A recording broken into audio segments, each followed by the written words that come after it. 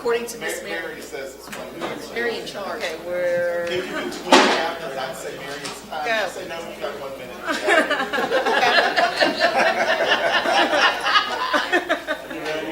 She go.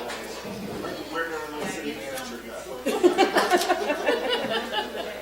It's actually 5 o'clock right now. I could go, guys. Oh, wow. Where's Craig? Yeah, I got that. Where's the other? No, the other question. Yeah.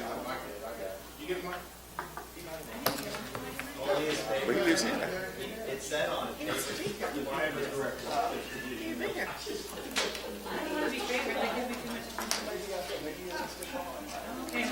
Oh, maybe.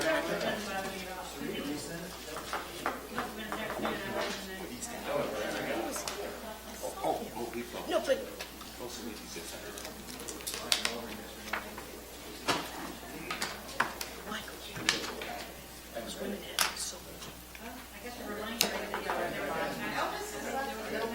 Ron? I cannot stop the live stream. I can pause the audio recording. So I'll just gotta chill. Do you have any clue where he went off?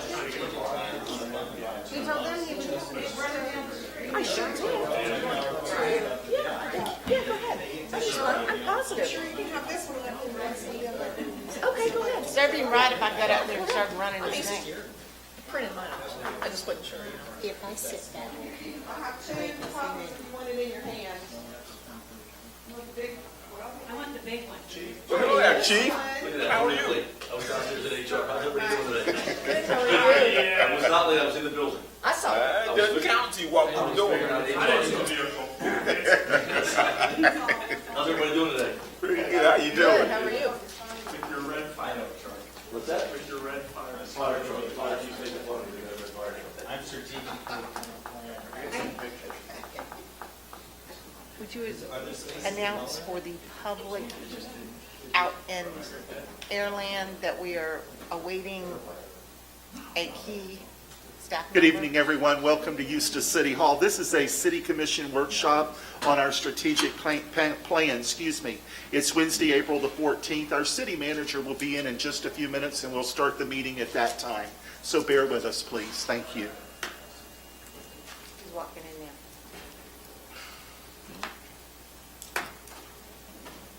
Sergeant? It's all right.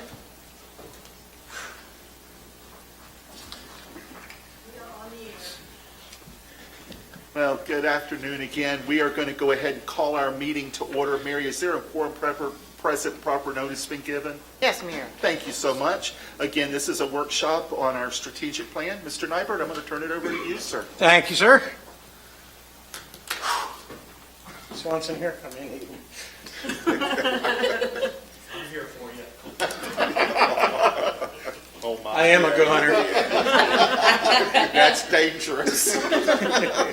We're here to talk about the city strategic plan, and unlike the comprehensive plan, which deals specifically with land use issues and is a legal document, the strategic plan is more of a big picture and kind of a goals and objectives document for the city that the commission obviously puts together, and the staff implements the programs to do that, to complete the goals and objectives in that plan. So the last time the plan was completed in its entirety was in 2013 and 14, and you usually want to review a plan every 5 or 6 years, because if you do a plan and you review it every year, then it's not really a plan.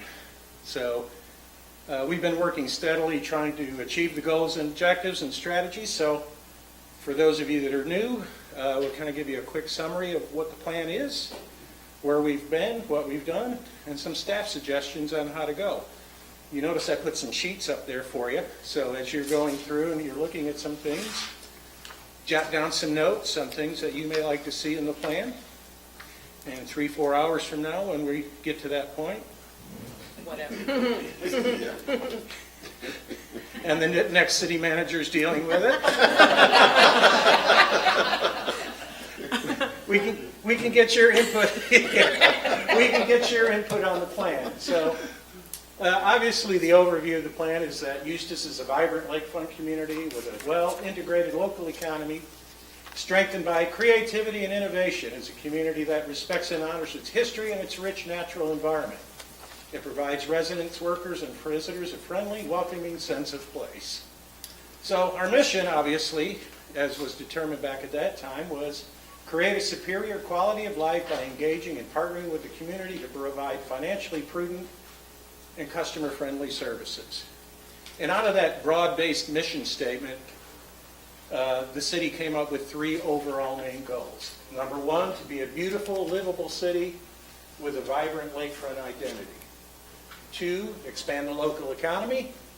And 3, to provide quality, cost-effective public services. So if you want to take a few minutes and think about that as we're going through the evening, think about, is there anything additional or different that you want to say about what our overall goals are for the city of Eustis? Do these 3 main statements encompass those things that you think are important for moving Eustis forward? So let's go over what the strategies were for goal number 1 back in 13-14. Develop and maintain attractive corridors and gateways. Increase mobility with sidewalks, bikeways, and multi-use trails.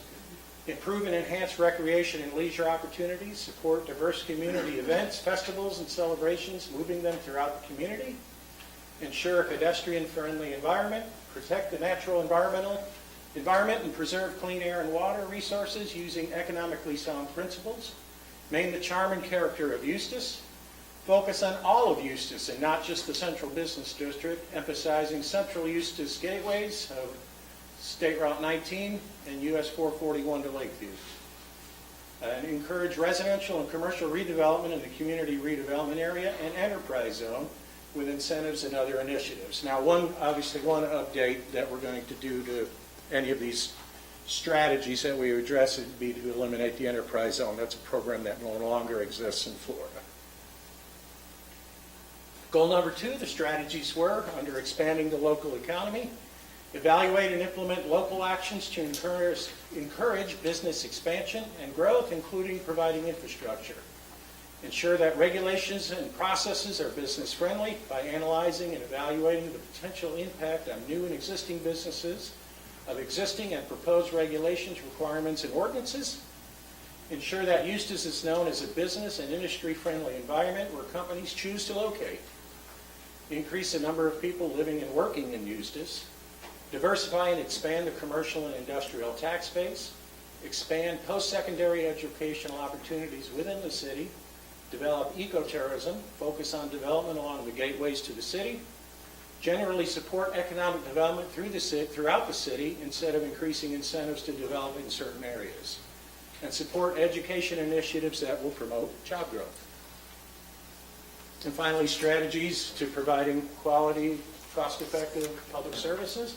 Obviously, maintaining financial viability of the city, maximize the effective use of technology, develop, adopt, and implement master plans for the repair, replacement, and expansion of public utilities and facilities, provide opportunities for effective, timely public input on city programs and activities, recruit and retain quality employees, continuously improve, diversify, and expand public communication and input.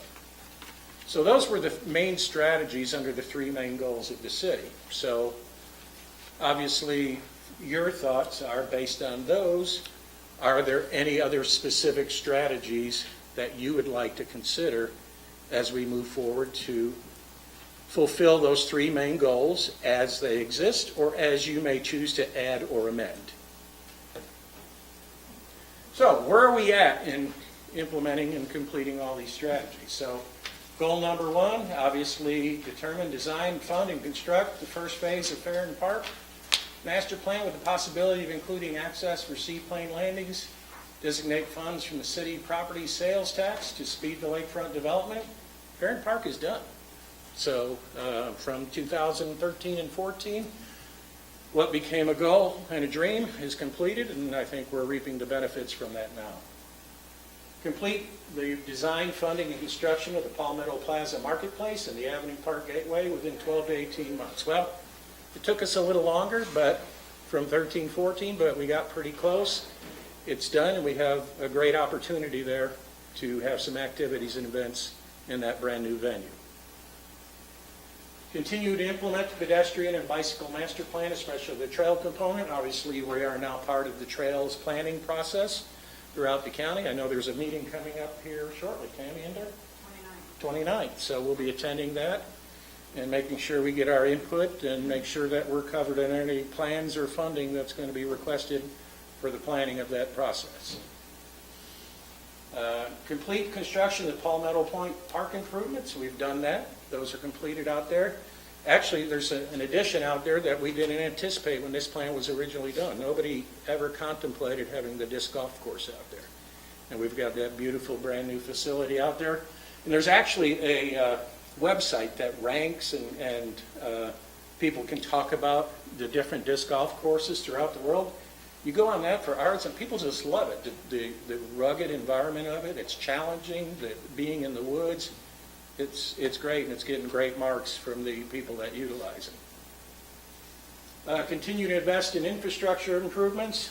Rick has plans for roads, sidewalks, water, sewer, everything, though that's obviously a continuing and ongoing process. And if you would like to see all of our road, sidewalk, water, and sewer master plan documents, we'll be glad to give you those. But I don't think you want to review those tonight. Nancy, no. Construct gateway monument signs at the entrances to the city and other appropriate locations. Those have been completed. So we're maintaining them. They still look pretty good. They're out maintaining them actually this week, I saw. Improve the maintenance and appearance of city properties and facilities. Obviously, that's ongoing. Craig, is the roof done at the community center yet? Yes, we've had no leaks. Yeah, the roof is completed, no leaks. Craig's getting ready to paint. He actually came in. No, this Craig. Young Craig. Yeah. Well,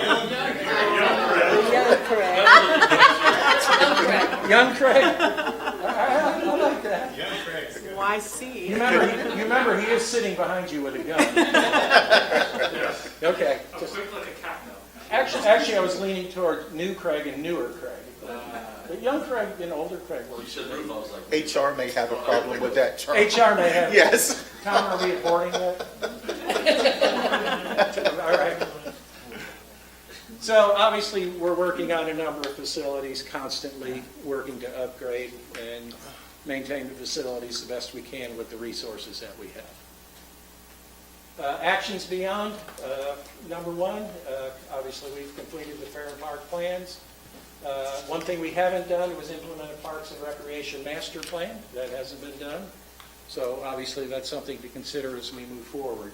Evaluate ecotourism potential with local organizations, strategy, and funding. There hasn't been much effort regarding that, given problems that obviously there's a lot to come into play with that, and really, a lot of effort really hasn't gone toward that. What exactly, and then, I don't know if you know this or not, what was their thinking on the ecotourism? What was their plan, if you will? It was something I had a conversation with Trout Lake on, like doing day trips. Like I called them daycations, renting, going to the villages, chartering a bus, selling tickets for a daycation from the villages, bringing 50 people over from the villages, and you provide them a bus ride, a tour of Trout Lake, and a meal package as part of an overall ticket. So we had some conversations with Trout Lake. They've had focused on some more capital issues, so programmatically we never got to that point. But obviously that's something we can look at with them. Anything other than Trout Lake? Trout Lake, obviously, working with the trails side is a big part of ecotourism. Obviously, if you see some of the proposed plans later, kayak tours that Craig has proposed is some of his plans. So some department heads have implemented ideas that can facilitate ecotourism I as just we knew move what they forward. had planned in the past, I wasn't sure. I never saw it. I think who's the only one? Tom, you were here? No, you weren't here. A lot of the planning was working with Trout Lake. It was, Basically Trout Lake. you know, Trout Lake wanted to have camping, you know, they wanted, at one point, they wanted us to give them the property, and they I wanted to, remember that. and they wanted to build maybe not even build cabins, but have rough camping. Rustic. Yeah, over there. And then, hopefully there was a connection to trails and people could Sure. do trails or bicycle, visit Trial Lake, and then come into town, so. If I may, I believe part of the development of the, then when we do the boat rentals and everything from down on the lakefront was part of that previous discussion. Yeah. Was. Expand the streetscape design in the downtown area as it develops and is feasible, obviously feasible being the big word, meaning money. The other thing we're trying to do, if some of the initiatives we're doing to try to expand development beyond the current boundaries of downtown, to expand the downtown footprint as those areas develop into more typical downtown economic structure, we could then evaluate our ability to expand that streetscape visibility into those areas. So, but at this point, we haven't gone beyond the original project. Work with FDOT to install another traffic light signal on Bay Street, either at Magnolia or McDonald. We've been talking about this the last couple of years. Matter of fact, Rick we had a meeting a couple of weeks ago with DOT. They have a plan that they've done. We're not going to be able to relocate signals, is my understanding of the bottom line. The traffic engineering just doesn't permit it. They have a proposal to try and help the situation that Rick will be presenting at a workshop here in the near future. Goal 2, action statuses, expanding the local economy, develop criteria for identifying critical existing businesses. That's an ongoing thing that Tom does all the time, meeting with local businesses to explore their expansion and business opportunities, and obviously trying to seek out new opportunities in the city. Quick question. Yes, sir. When we go out to try and get business to come here, do we let them know all the commercial spaces that we have available? Tom typically goes to the International Council of Shopping Centers convention. They have one in Orlando every year when there's not diseases. But he goes down there and he brings basically a laundry list of all of the available properties, buildings, and that are available and appropriate for that type of development. He maintains a database of that. The reason I asked is, I went to Peach Valley the other day, and I was talking to the actual owner. And I asked him, I said, well, why did you choose Mount Dora over Eustis? And, of course, once he knew I was from Eustis. But what he said was, well, he found out about the building, and he thought it would be good for them. And I don't know if Mount Dora is doing a different way of going out and soliciting or not. I mean, I don't see them doing any advertising. Now, I know, and I know Tom does it, like, you remember a few months back, there was a guy doing wood-fired pizzas over there on 441 where they sell the fireworks. Yeah. There. So, I mean, I pulled off the road, bought a pizza, and spent a half an hour talking to him about, hey, why don't you consider Eustis? So we look for targets of opportunity. Like at one of our last First Fridays, we had this crepe vendor there that had never been there, and they're in the little marketplace in Mount Dora. I said, well, we've got a marketplace opening up here in Eustis. So we look for targets of opportunity. Tom's been directed to go to other communities that might have businesses that would be appropriate here and ask them if they're looking for other opportunities for expansion. So we're doing a lot of cold calling, direct calling to businesses that we're trying to fit into our marketplace.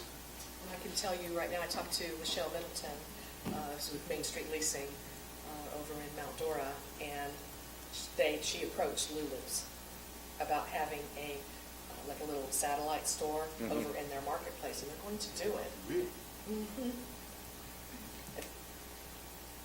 I said, oh, that's great. Then I had to reel back and thought, well, we have the manufacturing plant, so I'm good. So, Yeah, that they are poaching, if you will. Yeah. So, Yeah, I mean, they'll do that, and Tom's been directed to seek out opportunities in other areas as well.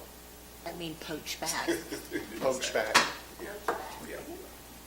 If you guys want to say it that way, that's fine with me. We're seeking other opportunities. Sorry. Proactively recruit businesses to property served by rail improvements. Obviously, we're always trying to do that, but there's significant problems with the rail line that we have that runs in Eustis. It can't support any real freight. The rail is not very active. They're more interested in using the lines for storage than they are for any businesses. But obviously, if we get the right project that has the right amount of volume of rail business, maybe we could induce the rail to do something. But Tammy's sitting back there, no, I want the rail to go away for trails, right, Tammy? Absolutely. Well, is it my understanding we only really have one company in Eustis that uses the rails, and that's the Bucket Company? That's correct, yes. That's the only one, correct, Tom? Actively. I mean, Jerry Brown's land on the north end of town Yes. is potentially accessible by rail, but there's nothing there. But there's, that's changed. Identify and market city-owned properties for commercial and residential development. We've been doing that. And matter of fact, the Sprayfield property, I spoke with the company today. They're targeting a mid-May closing on the 200 acres, so that'll be $1.75 million. So coming in from that. So, and they're ready to move forward with a project on that property, which doesn't help us ad valorem-wise, but it helps us on water and sewer services side. Evaluate the economic benefit of various events and programs to determine the level of city support. Obviously, the events that we have, we make sure that they're providing value, and obviously value doesn't necessarily mean money, and Aaron does a great job keeping the projects within budget. And when we go through the budget and you see that under the city manager's budget, there's about $400,000 to $500,000 in there for events, doesn't mean the city of Eustis is spending $400,000 and $500,000 for events. Mike, the finance director, is saying you have to account for all expenditures and revenues. So when you look at the expense side and see $400,000 or $500,000, you got to go to the revenue side to see about the $300,000 she brings in external revenues. So for the $400,000 to $500,000 in events we have, we're probably only spending $140,000, $150,000 for those. So as we go through the budget process and evaluate value, we can look at that when we have those discussions. Add the city's brand identity, Eustis Gateway to the Harris chain of lakes. Bass capital of Lake County, attract 2 major fishing events with weigh-ins at city docks. Well, we've got at least one and another one on the way. So the Harris chain has become a very popular bass tournament destination, and we're starting to reap the benefit of that, of getting some local events in terms of bass tournaments. So hopefully we can do that.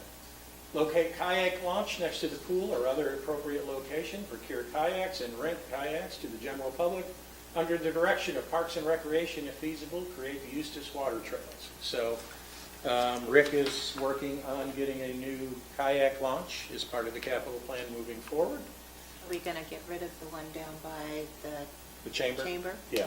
Well, it's kind of got rid of itself because all it really was dirt and some sliding pads that were quickly overtaken, and I don't think it was a good location. Okay. So, but Rick has a better location in mind that's more easily accessible and for the public. So, I have a question. yes, ma'am. Any more thought about a seaplane landing area? I saw it in some of the notes. I guess the only way to say that is everywhere on the lake is a seaplane landing area. I guess we don't have any buoys out there like they do in Tavares. Or we're not an airport like Tavares. No, but I saw in here that it was one of the goals to do that, to have, or to include. Yeah, and obviously we hadn't, as a city, hadn't decided that we liked that enough, and so we haven't done much. So obviously, if you guys want to reconsider that and talk about initiatives and programs to do that, we can do that. That's what we're here for. So we've obviously seen what seaplanes have done for Tavares, so we can evaluate what their successes have been and see if that's something we want to implement here in terms of trying to do that. And that's part of what we can have is the additional discussions we'll have later. I didn't intend for it to be that, I was just questioning, I saw it in here, so I wanted to ask the question about. Yeah, They can land now. you can land anywhere, Yeah, yeah. they can land now, and then they can taxi up to. We've the actually dock. had seaplanes land on Lake Eustis and tie up at the little floating docks there in Farron Park. Okay. Whatever came about with the boat from Mount Dora, You can't make it here. Can't make it through. can't make it through. They can't, they'd have to take it apart, and they're not gonna do that. They couldn't ship it via No, the, they can't float it here. and no, not float, they couldn't ship it on a semi? I didn't know. They'd have to disassemble it, is my Disassemble, understanding, okay. yeah.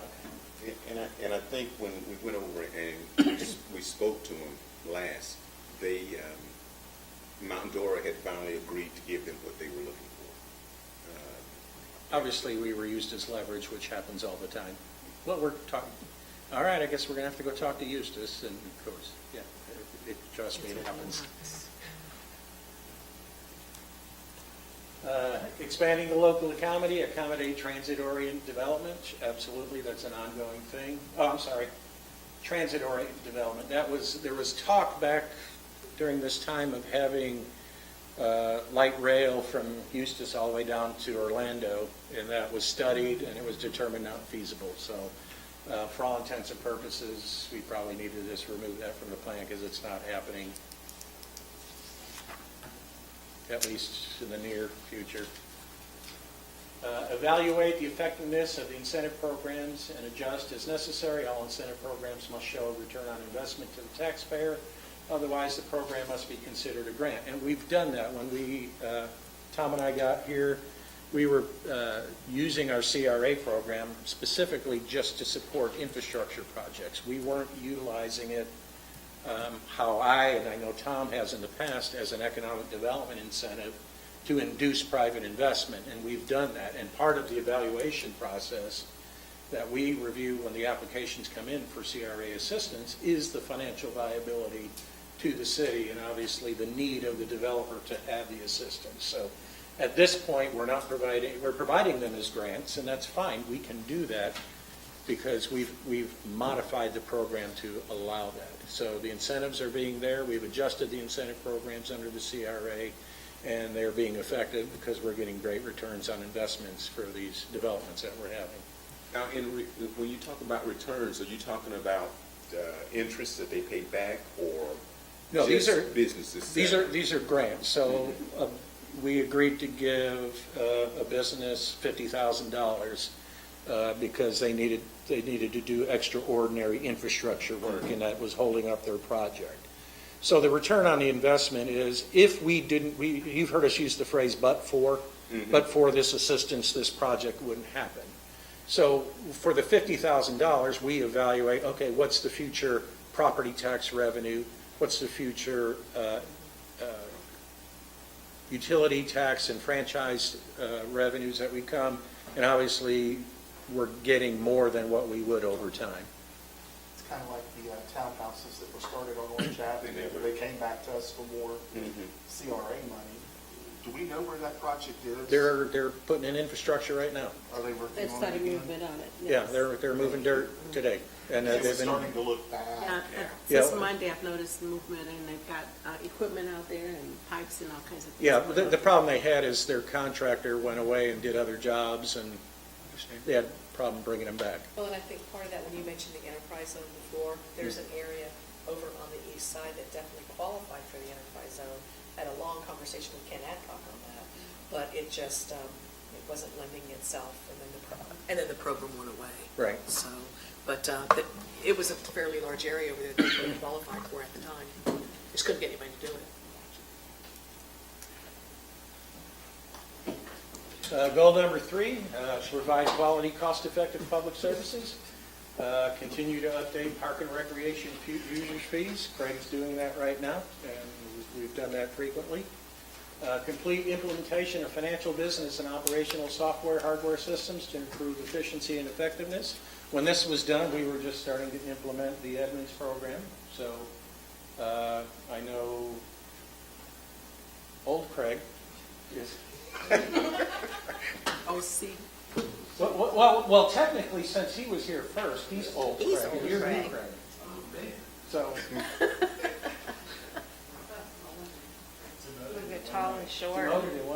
abort, right? Obviously, Ann's and the city's joining the county library system has updated the computer and operating systems as far as library services and programs. Yes, sir. Going back one, to continue to update park and rec user fees. I know when I was out at the family day, family fun day, I just happened to be talking to someone out there. I'm not going to say who, but we were talking about renting the one up front, the pavilion up front. How are we on doing something like that? Renting the one up front and leaving the pavilion in the back open. I just think it's money that we could be bringing in. You mean rent the pavilion there? Yeah. We don't charge for that, do we, Craig? No, we don't. First come, first serve, and if they No. reserve it. But why don't we Why don't we rent it? I'll have Yeah. Craig, come up with a. And I don't mean rent everyone there, but that one. That's fine. Yeah, I think we should look into that. I'll have Craig evaluate that. Continue to pursue coordination of fire services with Mount Dora, Tavares, Lake County, and complete via auto aid. That's done. We currently have active and well-functioning auto aid agreements with our neighboring communities in Lake County. And Chief, you happy with it? It's working great. Okay. To our advantage. It's not time for the weather report. Rainy this weekend. Hey.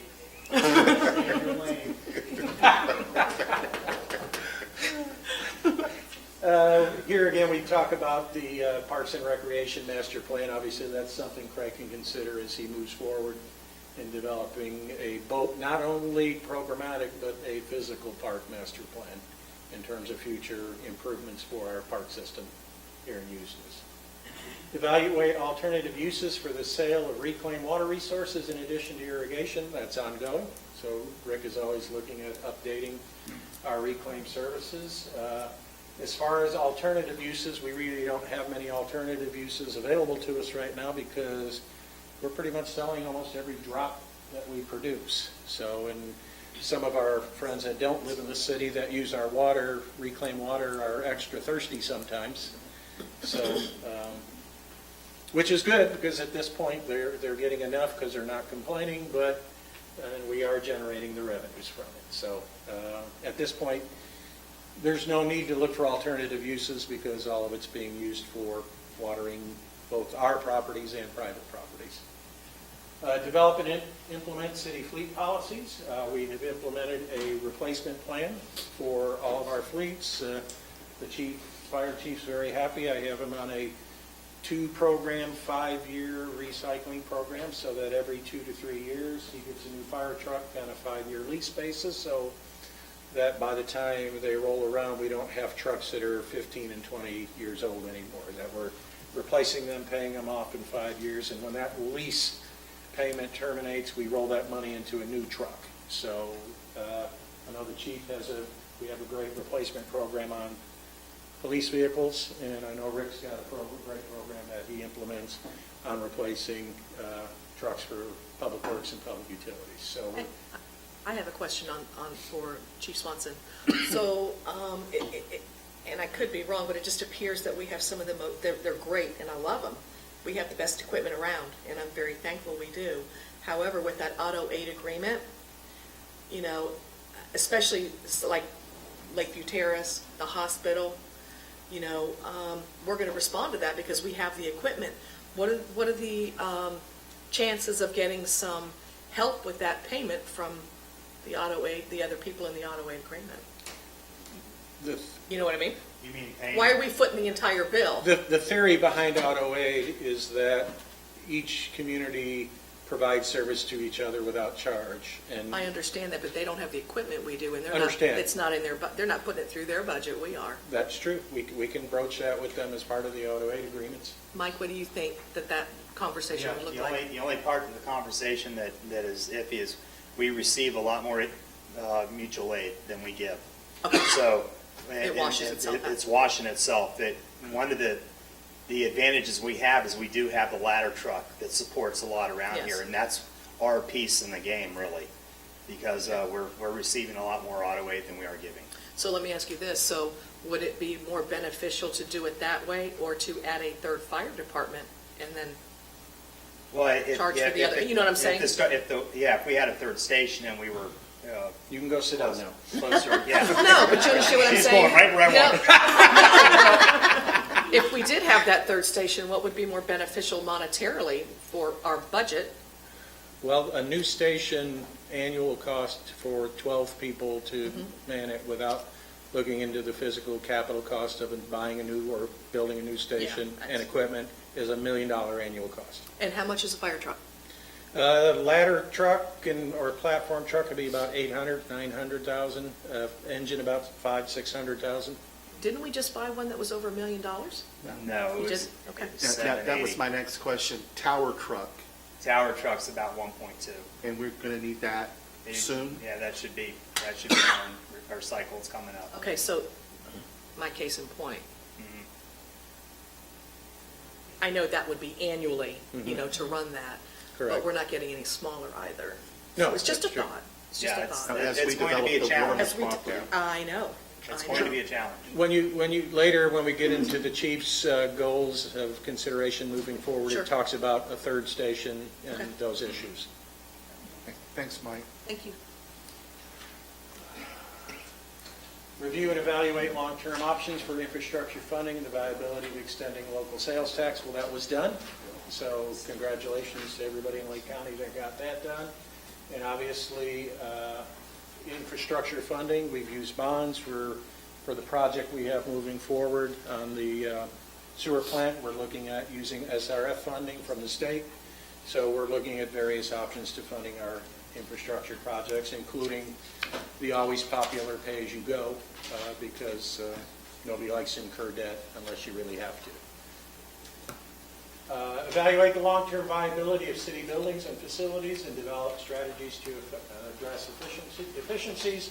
We're doing that all the time. What do we need to do to improve the buildings? I know the police department just did some remodeling on there because some of their soundproofing equipment wasn't in the best of shape and wasn't functional, so we're always looking for ways to do that. Yeah, we did something that saved us some money somewhere, I can't remember what, on a building.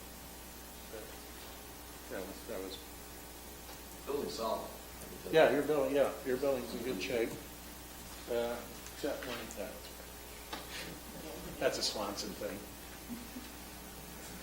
Implement plans to keep the library on the cutting edge of technology. Well, we've done that by partnering with the Lake County library system. They've got the latest and greatest. And what's the percentage increase in our usage since we've joined that system? Our circulation went up about 30,000 last year, even with COVID. Which is about what percent? So now She's we're doing up a to 85,000 last year, and this year we're probably going to hit over 100 circulating items. Wow. 100,000. So we're looking at 20-25% increase in our circulation since we joined the system. And the good thing is that equates out to more money from the county, depending on their formula, right? Well, and Ann and I have had conversations about the library, and I have to tell you, she's, during COVID, definitely thinking outside of the box, and I want to say thank you. But some of the other things you and I have addressed after joining, are those things being addressed yet? They're getting better. Okay. All right, thank you. Can't speak in code. Yeah, You got to tell us all what's going on. go ahead. I didn't know. Choir Sorry, of Miss minds. Ann. That's okay. I'm not sure exactly what you're referring to, because we Well, talked about a lot. Some of the things that, the communication was, The communication has improved because the one person that I talked to you about Yes. has left and is now the financial director for the Howie in the Hills. So they're no longer working for the county. And that, Okay. once they left, we were able to clear up a lot of miscommunication that had been happening. So it's moving forward. and we're getting our full portion of the money. We're still working on what that is, but I feel like the answers we're going to get are a lot more clear than they would have been prior. Okay. Perfect. Thank you. That helps. Thank you. The upside is they're taking money away from one community and going to be giving it to us, is my Well, understanding. when you have to report your numbers, Correctly report your numbers. correctly report your numbers. Ant's coming back. So when we joined, they were basing it upon circulation, and ours is the second or third highest, even with the new one. Yeah. They want to change the formula, so it's no longer going to be based on circulation, which the two things that they've presented so far, one was population, and the other was budget, and that still puts us in the top three, because Yes. we're doing so well with both of those. Hopefully still. Thank you. Thank you. Thanks, Ann.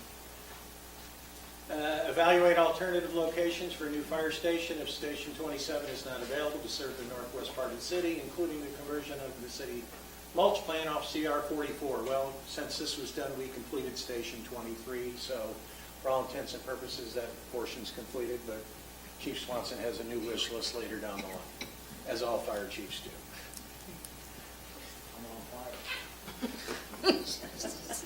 I knew you were going to hose me on that one. Develop a competitive compensation benefits plan to recruit and retain quality employees that will place total compensation and benefits, including pension, vacation, and sick days, in the top half of nearby local governments in Lake County. I put this in the wrong spot. The original said in the top quartile.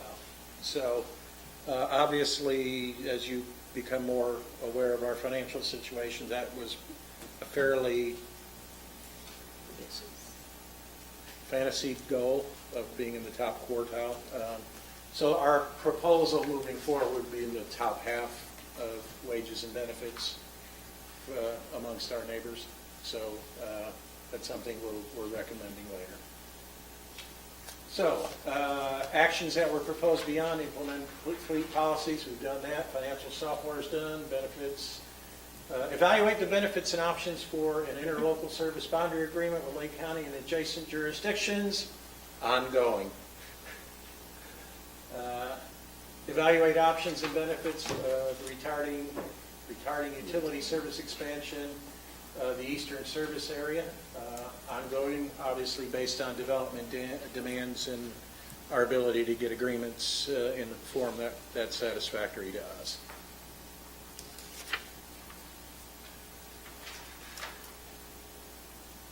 So, if you want to take a few minute break, and then we'll move on to the, or are you ready to go? Ready to go? Good. Yeah, let's do it.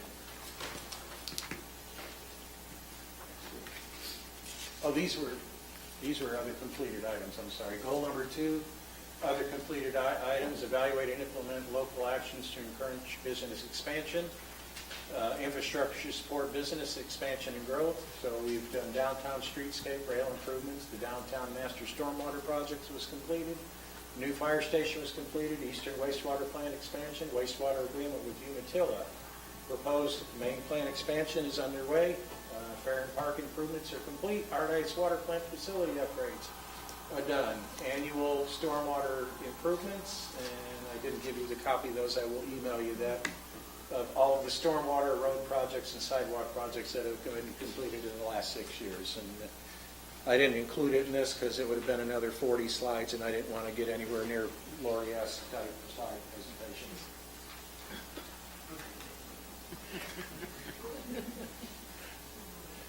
Incentives under the goal number 2, Gateway Corridor matching programs have been improved. Was created in 2014. We've had 100 applications, $185,000 in grant funds paid out, leveraging almost $800,000 in improvements. We increased the grant level from 3,000 to 6,000, and we extended the geography of the eligible area here recently. Economic development incentive programs, the voucher program to cover city fees for development, a complementary program to our development services fee to reduction program. So new construction's up over $500,000 based on these programs. We've done 30,000 in available vouchers, 60,000 available in vouchers through the CRA.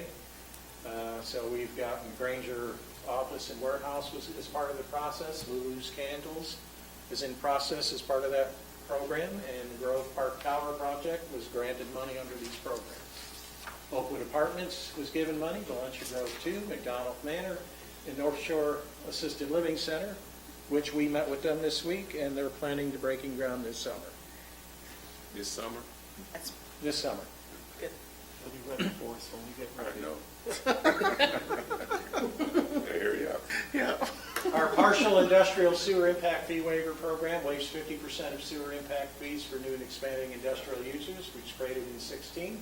It's got to create 10 new jobs and make capital investment larger than the waiver. Florida Foods has taken advantage of that in some of their very large expansion. Our annexation incentive program, we waived annexation fees. We created that in 2018. It's currently authorized through April 30th of 2021, pending legislative action tomorrow, I believe. April 1st, it was done. Development services, processing applications, and tracking the progress of that programs. Our new construction incentive program waives water and sewer impact fees for new construction. We created that in 2018. That's been reauthorized on April 1st. And development services continue to processing those applications. Trying to ensure that regulations and processes are business-friendly by analyzing and evaluating the potential impact on new and existing businesses of existing and proposed regulations, requirements, and ordinances. We've streamlined our business tax receipt process. We've streamlined the development services review process. So we've created, if you're following all the rules and don't need any variances or waiver, we have streamlined the process to get you in and out of here as quickly as possible. Our goal is to find a way to say yes. We've made revisions to the city's comprehensive plan to effectuate growth and development. We made revisions to the city's land development regulations to effectuate growth and development. We expanded days and hours of the entertainment district to obviously bring more vitality and more business opportunity for those businesses in that area. Trying to ensure that Eustis is known as a business and an industry-friendly environment where companies choose to locate. In our 2016 CRA plan update, focus on creating environments supporting private investment. That was by implementing those incentive programs for private investment in there. So we've done CRA developer agreements with the Eustis Marina, Grove Park Tower, McDonald Manor, Oakwood Apartments, BE Homes. Our business retention program, COM does approximately 70 visits and contacts for CARES and late CARES. Our incentives, our business user friendly processes are being upgraded. And uses of city-owned property for economic activity, where obviously we converted our city gym into the El Marie restaurant. Cattle grazing on our spray fields, and on the eastern spray field, obviously our Route 44 spray field, but I think he's pulled the cows from that, hasn't he, Tom? We're constantly trying to market the CR 44 property. Obviously, that's on hold a little bit while Spencer works through his due diligence on the theater project. We're still receiving inquiries on that property. We had one this week we met with. We said we have it under option, and so we have to see what happens there. But we are still receiving interest. How much time do we have left on? August is his time on his project. So obviously, yes, Spencer's project on CR 44. Obviously, the purchase and RFP for the former Waterman site. So we got the draft agreement from them this week. We're reviewing that.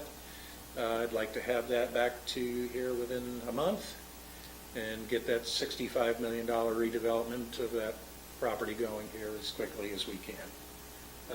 Obviously, we did the franchise agreement for watercraft rentals with Randy Connor at Crazy Gator. So we're providing the boat dock, and he's renting boats and providing a better quality of life and economic activity by renting boats. I used it several times myself. Obviously, we're trying to increase the number of people living and working uses. We completed the following residential projects: the Oaks at Summer Glen, 56 homes; Brookshire, 55 homes; Grand Island Reserve, 269 homes; Spring Ridge Estates, 128; Valencia Grove Apartments, 144 units. Currently under construction. There's only 3 lots available in Blue Lake Estates. Crooked Lake Reserve only has 4 lots available. Grove Park Tower has 20 available. 11 Oaks is 69 available, and Valencia Grove 2 is going to have 110 units. So we're still looking for more opportunity for residential growth in the community. Yes, ma'am? Where are we with 11 Oaks? 11 Oaks, I think Rick is working on them with their inspections on their utilities. We approved all sewer and water. And as far as I know, the Lake County civilization is still outstanding. they're having issues with Lake County on the signalization. Lake County's wanting them to, they initially tried to get them to replace the entire signals for that intersection. They said, no, that's not fair, and then they said, okay. So then they're working on the project, and they apparently came up with that, well, one of the poles is leaning now, so now that you caused this pole to lean, you have to replace the whole thing. So they're having some issues with Lake County Highway I Department. saw him fixing it the other day. Yeah. I know they're still moving forward with financing because they reached out to someone for finances. Yeah. Yeah, but as far as the infrastructure, Rick's satisfied with the condition of the infrastructure out there. So the things that would concern us, That's- as far as infrastructure, we're satisfied that it's fine. Other planned projects, Grove Park Tower, the North Shore ALF, Oakwood Apartments, McDonald Manor, Lake Lincoln Subdivision, Bates Avenue Subdivision, which you all received the good news from Derek this week on that, so he'll be filing that there this week, or letting them know this week, and hopefully they'll be dismissing that here shortly. High Meadow Subdivision, we haven't had any formal submissions by them as yet, but they're ready to go at their convenience. Do you know if they've met with the other residents out there? I don't think they've had their community meeting yet, no. No. Industrial and commercial, Florida's Foods has done great expansions over the last 6 years, Burke Flooring, Arrow Door, the new Cobb Commerce Park with Lulu's Candles on there. Granger Office and Warehouse over there by the cemetery is having great success with their facility. The Lake Tech Center for Advanced Manufacturing, Lake Door and Trim Products, and numerous other commercial projects we've had throughout the community. In diversifying and expanding the commercial industrial base, Florida Foods again, Quest Fuels, Arrow Doors, O'Reilly Auto Parts, AutoZone, Eye Care Specialist, Dollar Tree, Popeyes, Ace Hardware, and Dollar General. On 441, the Goodwill Project, Discount Tire, Escott Orthodontics, so we've had some good significant investment throughout. I see Tilly's in a number of projects here under the numerous downtown projects we've had completed. The Eustis Retail Center with the Aldi's, Panera, Tijuana Flats projects have happened in the last 6 years. Another mattress store, T-Mobile, K Jewelers, Marco Pizza, and others. Lake Hill Shopping Center, Planis Fitness, and Ollie's. So we're seeing a lot of commercial and retail development in the last 5 or 6 years. Trying to expand post-secondary education opportunities in the city. We've had past discussions with Lake Sumter College, and obviously we've coordinated and partnered with Lake Tech College on their Center for Advanced Manufacturing. Actually, Tom and I met with a business prospect that really liked that. They do some construction work, and they're really excited about the programs that Lake Tech has in place in welding, HVAC, and their construction programs. So we may be bringing another business in here. Ecotourism, obviously trying to partner with the Lake Eustis Sailing Club and Youth Foundation, Trout Lake Nature Center, obviously the connections to the larger area trail system, kayak launch, rentals, and feasibility studies for the trails. Focus on developing the gateways, obviously our Gateway Corridor program. Supporting economic development throughout the city, we've done that. All of our programs are now available throughout the city. Support education initiatives and promote job growth. Obviously, work with our educational facilities the best we can in providing those services. Other completed actions under Goal 3 were to provide quality, cost-effective public services. We've had no millage rate increase since 2013. Our annual water and sewer rate increases over the last 4 years have averaged only 1.7% each of the last 4 years. We've implemented no new taxes or fees in the last 6 years. We have the lowest per capita general fund cost in the Golden Triangle plus Leesburg. That means we spend less per person, general fund per capita, than any of the 4 cities, any other cities in the Golden Triangle plus Leesburg, and our closest near neighbors. We have the lowest per capita number of employees in the Golden Triangle plus Leesburg, and those numbers aren't just close. We're talking, we have spend half as much money and have half as many people per person as those other communities. So as far as efficiency, I think we've done a great job trying to keep our costs down and services high. Any questions on what we've done? Anybody? No, sir. Go ahead.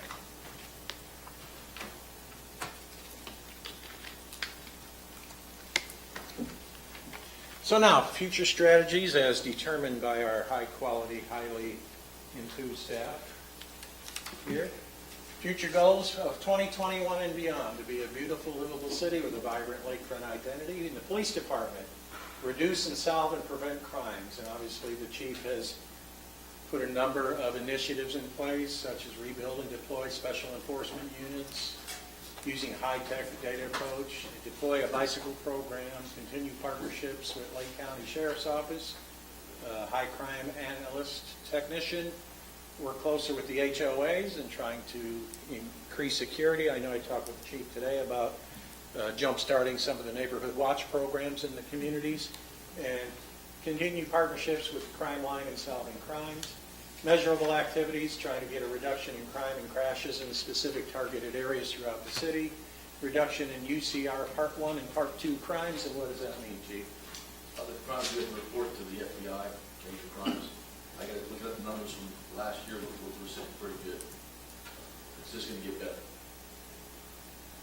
Improving quality of life issues, addressing homelesships, partnering with merchants, churches, and social service agencies to address the homeless issue that we're having, enhancing community partnerships with community watches, collaborating with merchants to make use of existing electronic surveillance videos, and making that available to us to help them solve their problems. Citizen surveys after call for service. Hey, we came out, did something for you. How did we do? Let's go right out to the folks and have them tell us how we've been doing. Obviously, integrating technology, camera systems for real-time monitoring of high crime areas, business districts, and Fair and Park. I can tell you right now, in a certain area of the community that we just built a recreational type area, we have cameras that'll be in here very shortly. Fundamental Plaza area, so those will be, what, do we have a target on that? The cameras are up. They're monitoring. They should be as of today. I got there with Bill this morning. However, we're not monitoring from the police department yet because we don't have the computers in. The computers are on order. The PA has been done, so we're Okay. Where are we with the cameras in Fair and Park? We haven't done anything with that. We were looking at the higher priority area right now, Palmetto Plaza area. So, but that's certainly part of an overall camera plan. Chief, how much do you think you're going to need for you to make all this happen? I'm sorry, I'm old. Yes. Great. Wait, you were offended by that earlier. I know.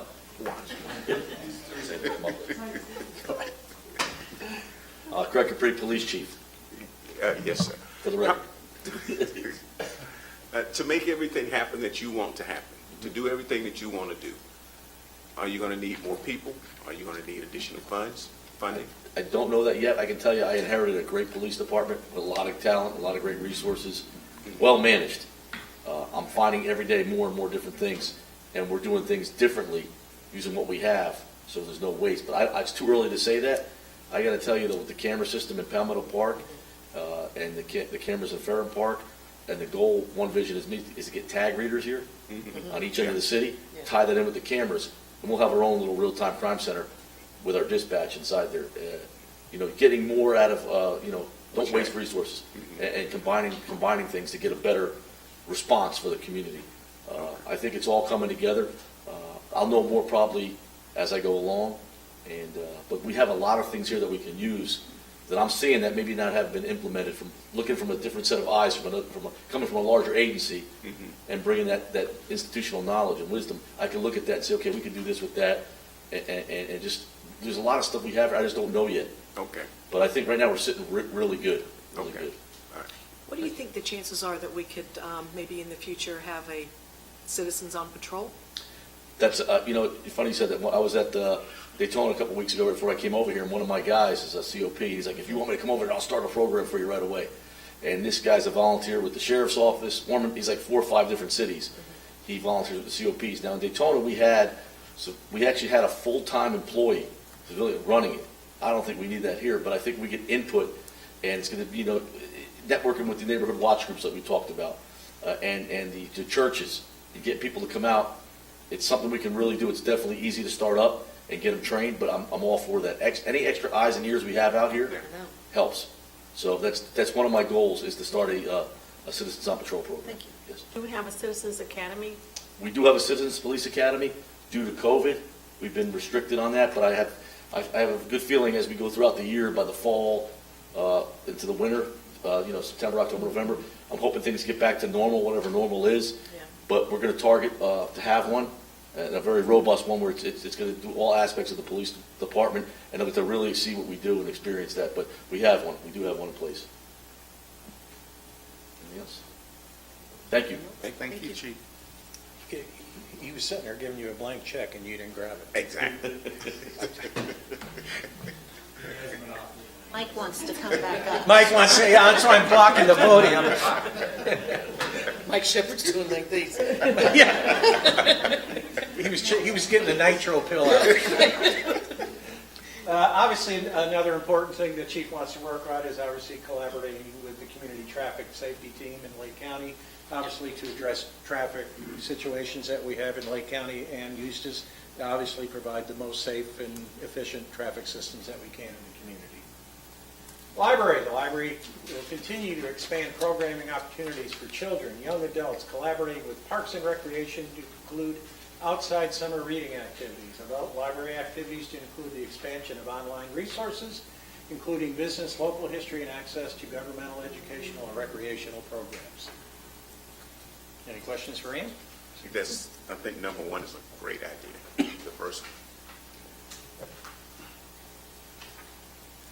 Great job. Recreation side, obviously Craig wants to expand virtual programming, expand summer camp to 50 campers, offer specialty camps, partner with the Florida Youth Conservation Center Network to offer archery and paddling sports opportunities, introduce gardening program, partnering with the 4-H Club, build kayak storage and concession stand, rent out kayaks and sell concessions throughout the days.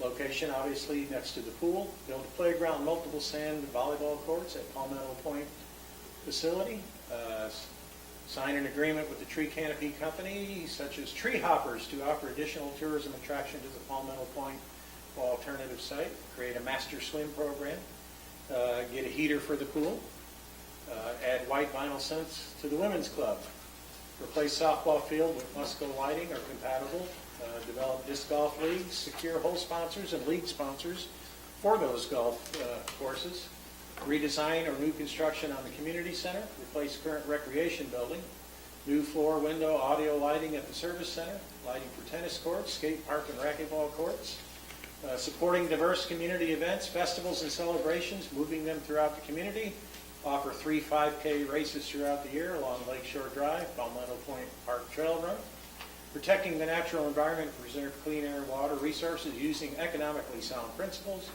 partner with Keep Lake County Beautiful to organize community cleanups 3 times a year, host neighborhood block parties at various parks throughout the year, develop ecotourism by adding guided kayak tours on our local waters, develop partnerships with local businesses to offer goods and services at government events.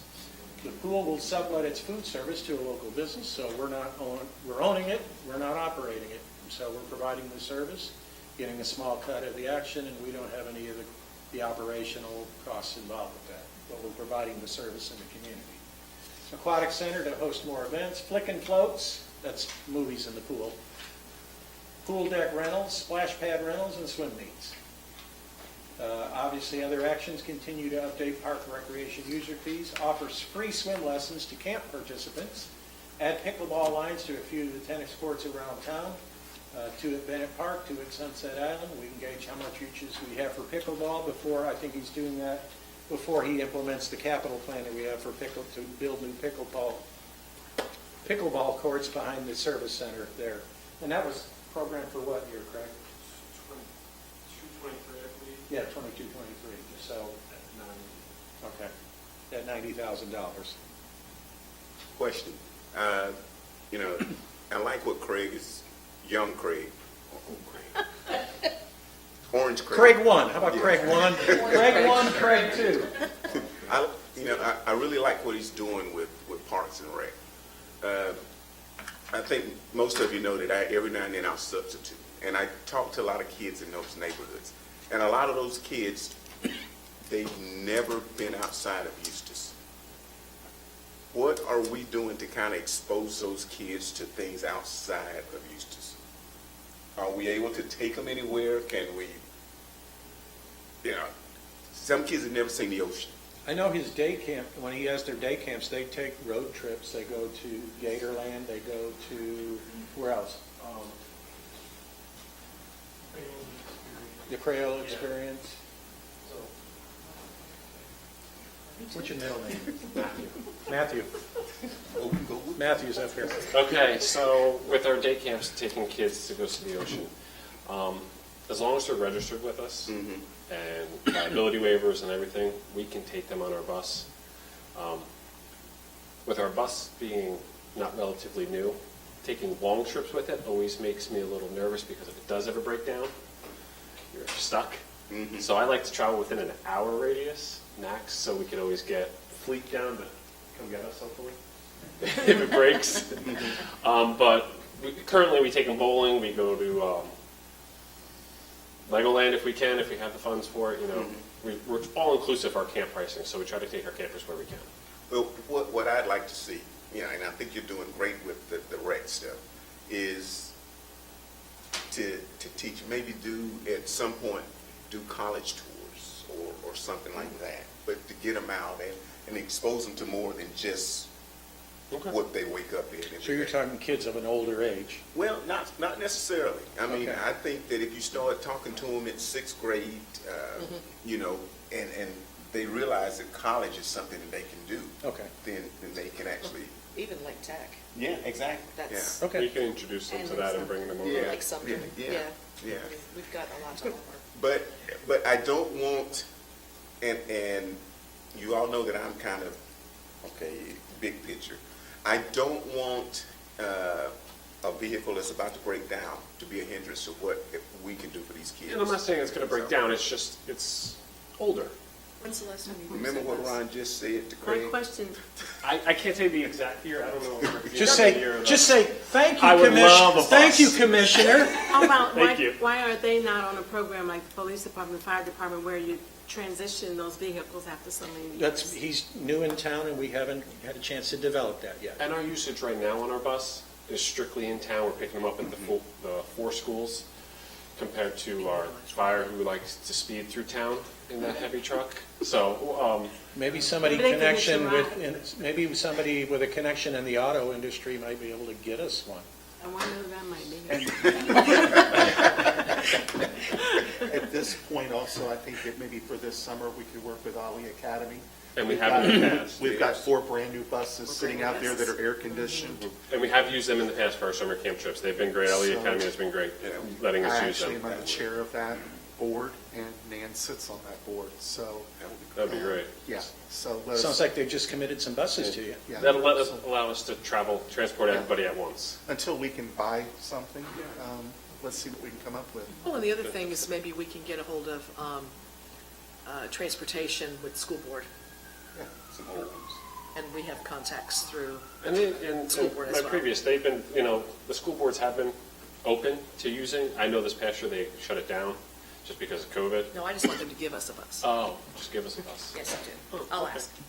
We'll ask. Works for I me. have no problem asking. Thanks. Oh, wait, I have a couple of questions. Yes, ma'am. I heard you mention other sports, and I was wondering about Little League football or basketball or soccer. Do they have any programs like that? We are trying to resurrect the Junior Panthers. So an individual has approached me again to bring it back to life.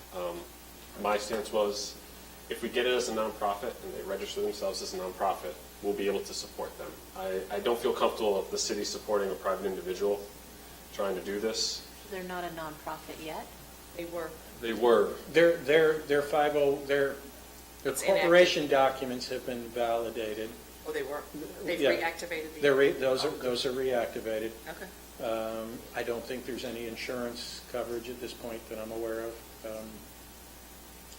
Did I not hear Chief say that he could probably help us with that? We can, hopefully. And then if they already have the 501c, that's good. They just need to get the liability insurance for their program so that we're covered as a city. But can Chief help us? He said he could. He has connections and Yes. experience that he's gladly going to help Craig with and do. Okay. Yep. All right. And also, what Willie was proposing, seemed it would be a good connection for you and the library to work together because she could get information and help them. Yes, and I will say, my staff did a great job, and working with Ann last year, they created some outdoor programs at Fern Park, and it went over very well. So they decided to do it again, so I'm very happy with that. Greg, is that soccer field regulation? So we could can we bring sanctioned teams there? I'd have to walk, I believe it's 110 yards. Yeah. I believe so. And So we could. it was leveled, and new irrigation was put in, and soccer-friendly turf was put in. So they actually went out with, I believe, laser levels and leveled it out Yeah. for drainage, and so it would be a quality surface. So yes, the answer is I've got a contact for you Okay. for, she brings sports here. That'd be great. Yeah, Yeah. and she's out of Claremont. So. But see, obviously, we would use that for games, and we could Yeah. use there's a soccer field out at Palmetto Point. I knew that. That if they want to do practices out there, they can do the practices out there and then bring the games in town on the good field, so we're not tearing it up during practices. And I just wanted to mention one thing about the tree toppers. So aerial course. So we have trees everywhere. Palmetto Point is just an added revenue source, possibly, that they come in, they run it, we get a source of revenue, then it's travel through the trees. It's kind of cool. So I would be remiss in one more thing. The senior program, can Yes, you ma'am. do more about bringing in programs to them to help them with their diet, with, different aspects of aging, things like that? I can certainly reach out to various physicians and different Yes. financial advisors. We just started a walk-in club. I like what they have for breakfast there, though. Yeah, some unusual Salad. things for And breakfast. we Salad, started spaghetti buying, for we buy, breakfast. we started buying fruit, and we Yeah. started changing it up Yeah, on their I'd like to request, see so that. that's good. But yes, we definitely can look into bringing in other speakers for that. And one more thing. The last. No, that's all right. Will there be an opportunity for adults to garden out there? I think we're going to start with the children, to really teach them to be self-sufficient, but we want to bring in their parents. That's a big thing with 4-H. They want to bring in the whole family to teach them how to garden correctly. They will all be elevated beds, so come May, hopefully after the fair dies down, they get through, we can start clearing out the area. Okay, now, Okay. No, I'm actually waiting to hear back from the sheriff's office. They're going to bring 2 crews, and it probably either be May 15th or the 22nd. Okay, May 15th, we're going to do a yoga in the park, at Fairland Park. You don't have to be there. I mean, this is just for the major cleanup. But I know, but I'm it's just nice to be waiting there and show my support and Great. take But some we're just photos. trust me, it'll be there all day. Okay. We're going to be there a while. But, so I'm just waiting to hear back from Major Jensen to make sure that that's okay. And I just have one other question. Where are we with the archery? Because I really love all that. Whenever they have another training, so I have to get the staff have to get certified. So they just haven't had a training yet to be certified. Once they get certified, we can get all the equipment and start doing it. Great. So the goal was for summer camp, so hopefully in the next month or 2 we'll get certified. Thank you. okay, I have 2 things. What, do you have any plans to get kids to the center outside of that neighborhood?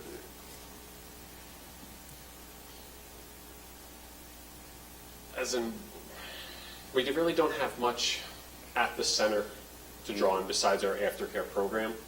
So unless we started doing evening programs in that one room, it's kind of hard to bring them in for that.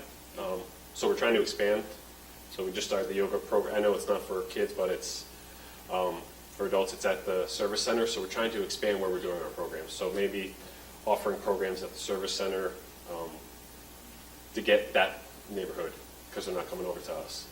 Can you and I read it somewhere here, can you start doing activities at different places throughout the city? I would love to start doing pop-up events throughout the year, Yeah. bringing the recreation to the neighborhoods. So saying, give 2 months' notice or 6-week notice, say we're going to be at Elizabeth Circle, and we're going to do a tennis clinic that day to get that community right there, or go to Bennett Park and do something. That's a great idea. The gardens. I know that we're probably going to have a problem, an issue with the gardens coming up. Can we, and this is for Ron, can we put another garden in out there? Space-wise, there's more space out there to till some more ground up, isn't there, Rick? Yeah, you target a different location? Well, we can put it. No, out there on Same- Cardinal. Yeah, same spot. Yeah. There should be one behind it, it could. Yeah, just a matter of tilling it up and putting, Oh, I have a concern about that, because you can't have the adults and the kids all in the same area. So to me, it would have to be enough. I think it's important that we address that, because there are adults even now who have plots out there and gardens out there. Yeah. But if we're gonna do it, they should not be near the kids. The only time the children would be out there is with instructors to start. So we really want to start it that way with instructors, teaching them. If we get to the point of the community garden again and opening back up so people have access all the time to it, I agree with you. I think separating it so the children are a second area, but I would hope that kids are going by themselves. Yeah. I understand what you're saying, guys, I do, but truly, who's going to monitor that? Because look at the garden now. Well, I mean, it's a wreck. Well, I saw pictures the other day, and and I understand what you're saying, but I don't like it that we have someone or some people that have been there for an extended period of time, and then we just boot them out. They just started being active when they found out 4-H was going in. Well, one of them has been continuous, Yeah. and now there are 4, and they look pretty good.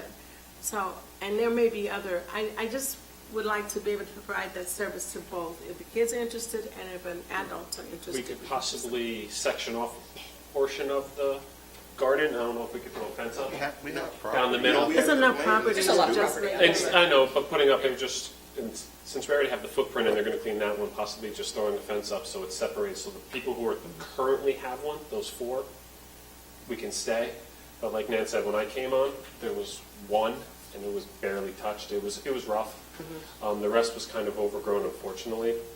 And I think it was just because there was no one really championing it Yeah, at the there time. had been a program, a precise program, and then it was stopped. Yeah. So there's so much that could be done out there, and so many possibilities until, I'd like to see us work on that. And would you like to see Craig prepare a conceptual drawing for a multi-use garden area that accommodates both the needs of the 4-H and the community as a whole? Right. I see a lot of possibilities, because I want beehives and Oh, I do too. fishing and You want farming beehives? fishing and all kinds of neat things we could do out there, so, go to it. I'm not allergic to bees, that's good. Yeah. No? Okay, great. I had another one, but we've been talking so long, I forgot. So Wonderful. Thank you. This is the most I've seen out of Parks and Recreation since I started serving in 2009. Keep up the good work. It's going to be up to us to do some heavy lifting to find money to make sure that you're successful. But this is something way overdue for this city. So thank you, Hopefully and we can stay find- dedicated and stay focused. Of course. You might want to use the gym. When I had the resource center there, the school allowed us to use the gymnasium to the ninth grade center. What's it called? Curve Yeah, Right Curve Center. Right. And we tried it this past year. The basketball program didn't go. So it was one of, I believe it was really still COVID related. People didn't want to come out for it. It was in the wintertime. So to transition from that, I'm trying to do a 3-on-3 adult league out at the park outside. So I'm glad. Hopefully we can find some sponsors so we can get the programs without. Thank you. and the plans are coming along for making a bigger center. I'm sure that's going to be. In the master plan, in our Yes. Parks and Rec master plan it was budgeted for 24, 25, so we have, but yes, we can Well, start. I was guessing some of that discussion would have been part of this process that we're doing. That we could have, as a group, have discussions on how to address some of the facilities in the city, both current and potential new properties.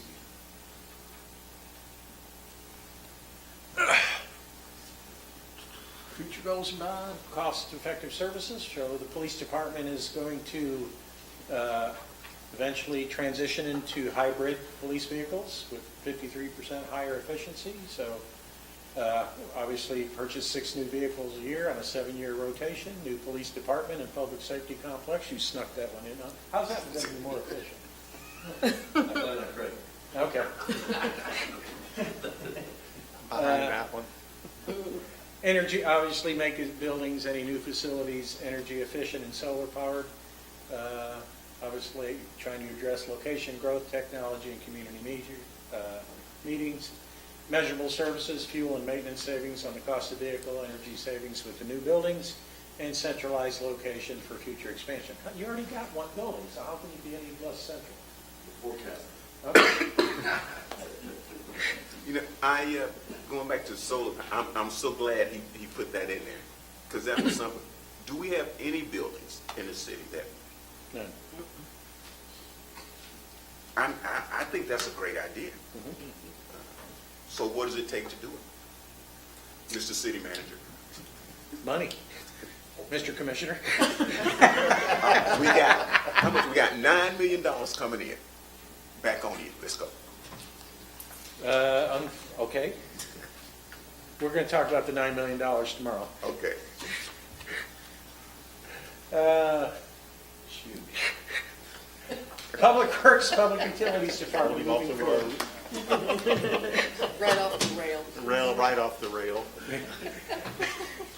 Expansion of the city's reclaimed water system. Obviously, there's areas of the community that we don't provide reclaimed water, so we'd like to do that. Obviously, expansion of the Bates Avenue sewer plant, both to accommodate the Umatilla project and economic development throughout the city, particularly around Route 19, where we don't have facilities right now. Expand water and service facilities from East Eustis out in that area there to continue to provide services, and expand our ability to provide utilities from those eastern water and sewer plants out there. Continue our galvanized line replacement programs. Continue infill and infiltration studies and line replacement repairs. So we have ongoing programs on doing that. I know Rick's getting ready to do some camera work to inspect the systems to find where we're having those projects and getting those lines plugged up so we're not processing stormwater. Continue to file and implement projects as determined by our pavement condition index plan. So a number of years ago, Rick developed a plan that established the overall condition, current conditions of all the roadways, and created a hierarchy as to what level of improvement they should be. Not all roads should be concrete, not all roads should be certain sizes and widths. So he did a plan prioritizing the conditions and upgrades to all the roads, and that's what he uses annually, that plan, the pavement replacement plan, to do the annual capital programs that we do on road replacement projects.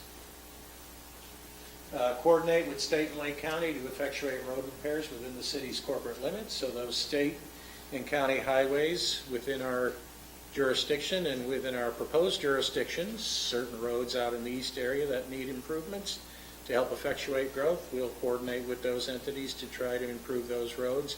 How did that impact the meeting go today? Anything of value? All right, we'll talk tomorrow. Upgrade the city's intersection signalizations throughout the city. Continue to expand sidewalks as proposed in our Eustis Mobility Plan. So Rick has put together a great sidewalk expansion program through what he calls the Eustis Mobility Plan. And if you look in the CRA funding, if you look in the regular budget, there's always money in there for implementing provisions of the Eustis Mobility Plan. And when I send you the completed projects over the last 6 years tomorrow in the email, you'll see all of the things we've done. And if you would like copies of any of these plans, we'll be glad to send them to you so you can look at them. Continue projects as identified in the Eustis Stormwater Master Plan. Like all of our infrastructure, Rick has a master plan to address our stormwater issues throughout the city and uses that as a guide to budget and plan the capital programs throughout the years. Fire Department, here he comes. Consideration of a third fire station and redeployment of existing stations. So as our corporate limits change and expand, depending on the areas, may necessitate a reconfiguration of our stations based to provide, obviously, optimal services. So there may come a point within the next several years when we expand that the chief will come in and say, Ron, our heat maps, which is the map that shows where his calls are going, are showing that we're really out of whack. We're having our response times to these areas from this station are too long, we may need to reconsider a new station or reconfiguration of those locations. Expansion of staff with 12 new personnel, that would be for a new third station, and as we indicated earlier, it takes 12 individuals to operate a fully serviced station, and that 12 people is about $1 million a year in just personnel costs, not to mention capital costs to build and equip the station.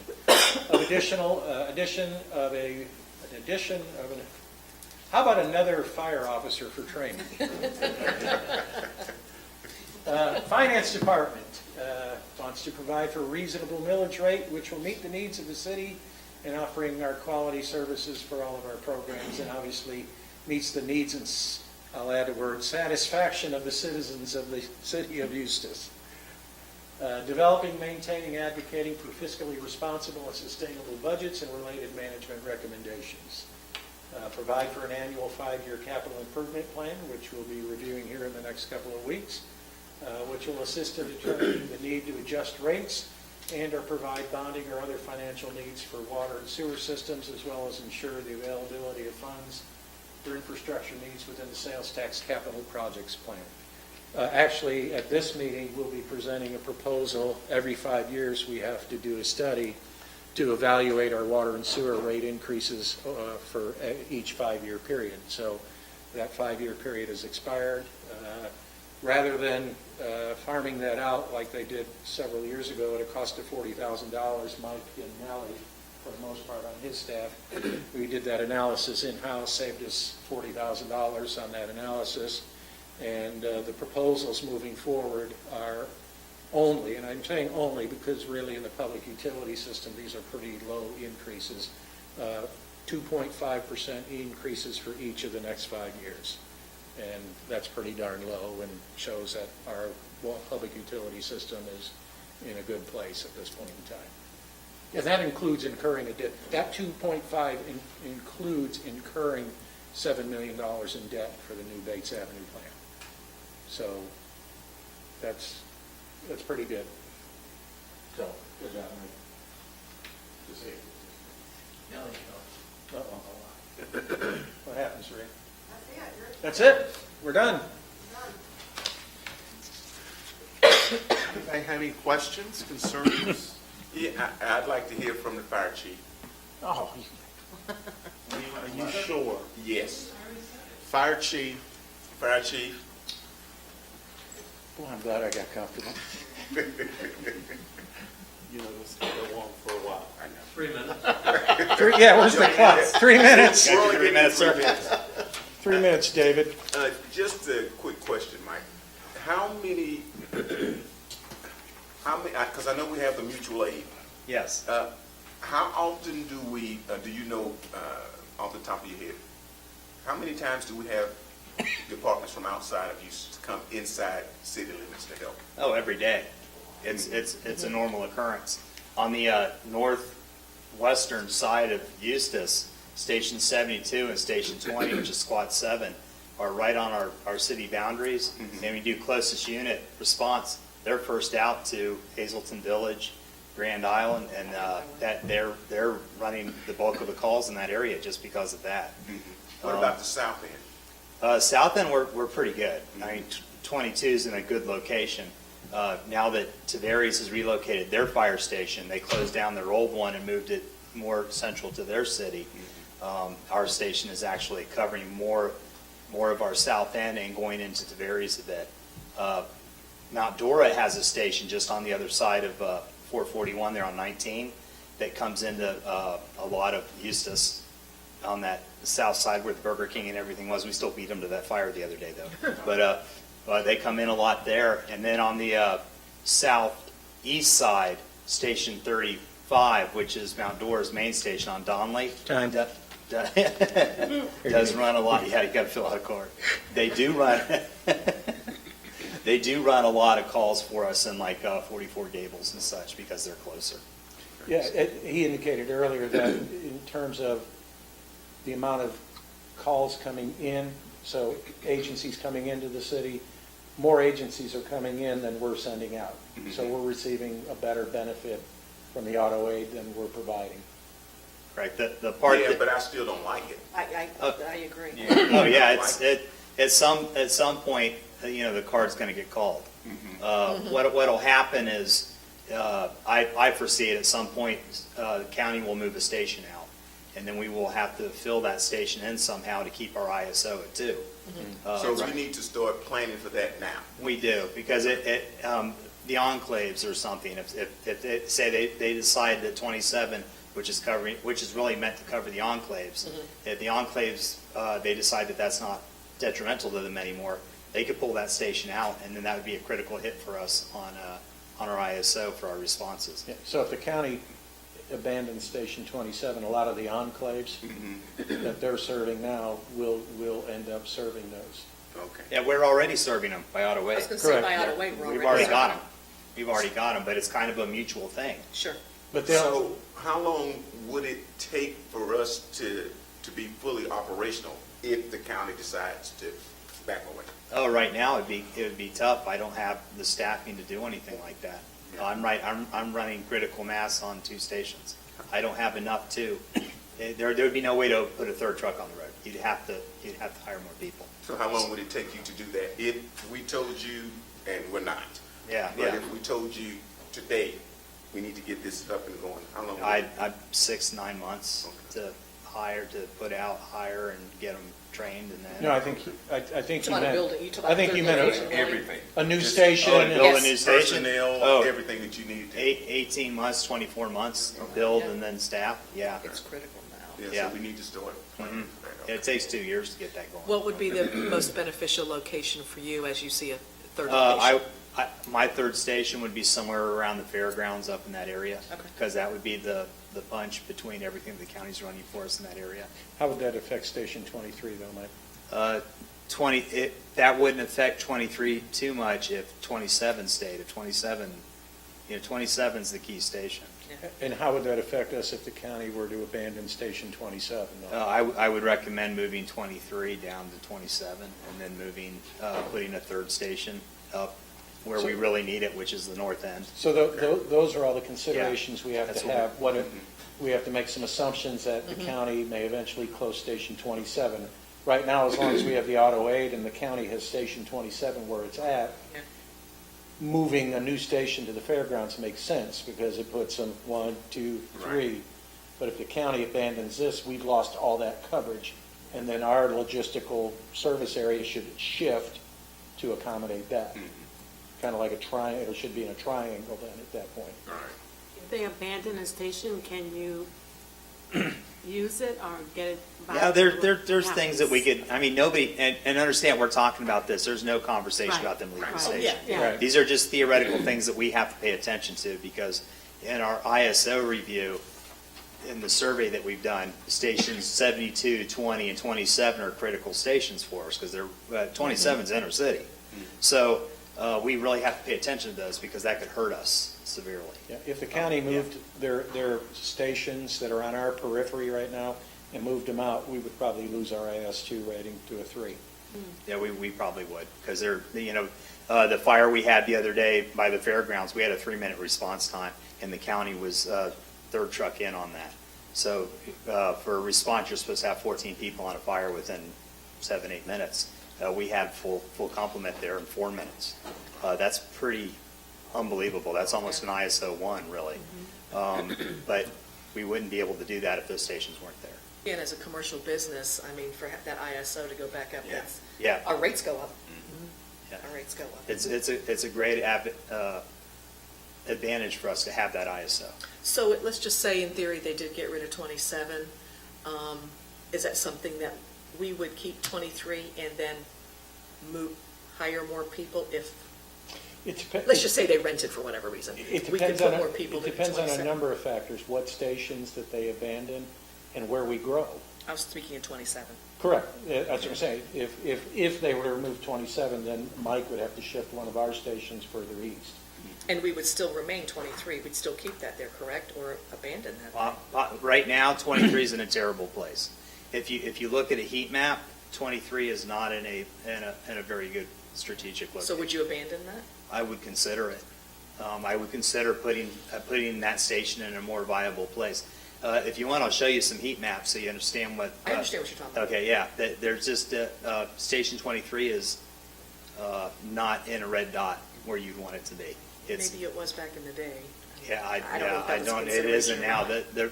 The spot that concerns me is up towards Hazelton Village, up in the north end there. Yes, up where you live. Up where I There's, that's a giant gap. I think, I wasn't here, but looking at the stuff, I think it was more of a convenience thing that we owned the property. Okay. It was more of a. I never knew what the factors were. It was more of a convenience thing than a logistical decision.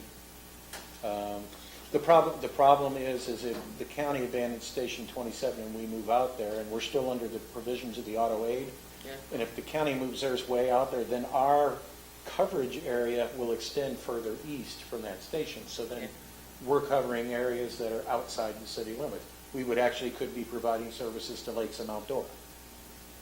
We just did. We Yeah, do. We do. We do. I mean, But on a more frequent basis. yes. Yeah, but I mean, Mount Dora does their share of calls with them business too. We have a great relationship with them on the auto aid agreements. And that's ALS training and everything. So, Well, I don't see us getting any smaller. no, our call volume has decreased a bit because of the auto aid agreements and the fact that they're true auto aids and the closer trucks are taking the calls. That's why our call volume has dropped. We were at 5,300 calls a year when I first got here. We're down to about 4,300 a year, and that's because of mutual aid coming in. So we've got probably about a 20% call volume of mutual aid coming into the city. Now, decreased call volume, that doesn't affect our rating, does it? No, sir. No, sir. If anything, it exemplifies what ISO is looking for and what we're supposed to be doing. Mike, are you short-staffed right now? Are you short any employees? I'm just short on firemen, yes. How many? Like 12. Currently Realistic. for what we have? I'd like to put another truck up and work on getting another station up. This is something we really need to pursue at some point because the city is getting bigger. We're pushing for all these annexations and things.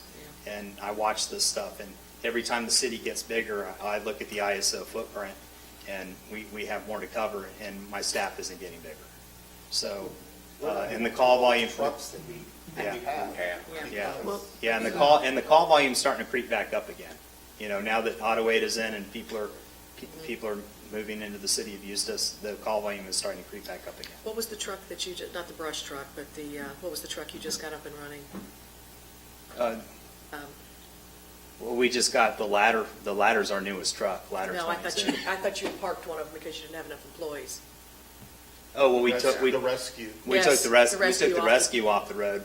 Has it put back on? Oh, no, that won't be back on until we get have more people. employees. Yeah, I need more people to put that truck back on. Sitting there. Yeah, Because that truck. It takes three? That's a two-man truck. Two-man That's a truck?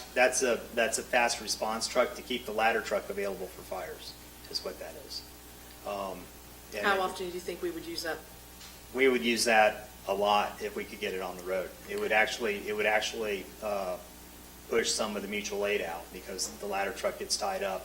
Then other trucks have to come into the city to run. Concurrency is an issue. If we have more than 2 calls going on in Zone 22, I have to bring another city or another vehicle into the city of Eustis, and that happens all the time. So how many more employees would you need just to, let's just say, to run the brush truck? Just to run that truck, at least 6. 6, that's fine. At least 6. Considering the new annexations, if it goes through, do you have the capacity to be able to service those areas? With the mutual aid agreements, yes, always. We're not going to fail.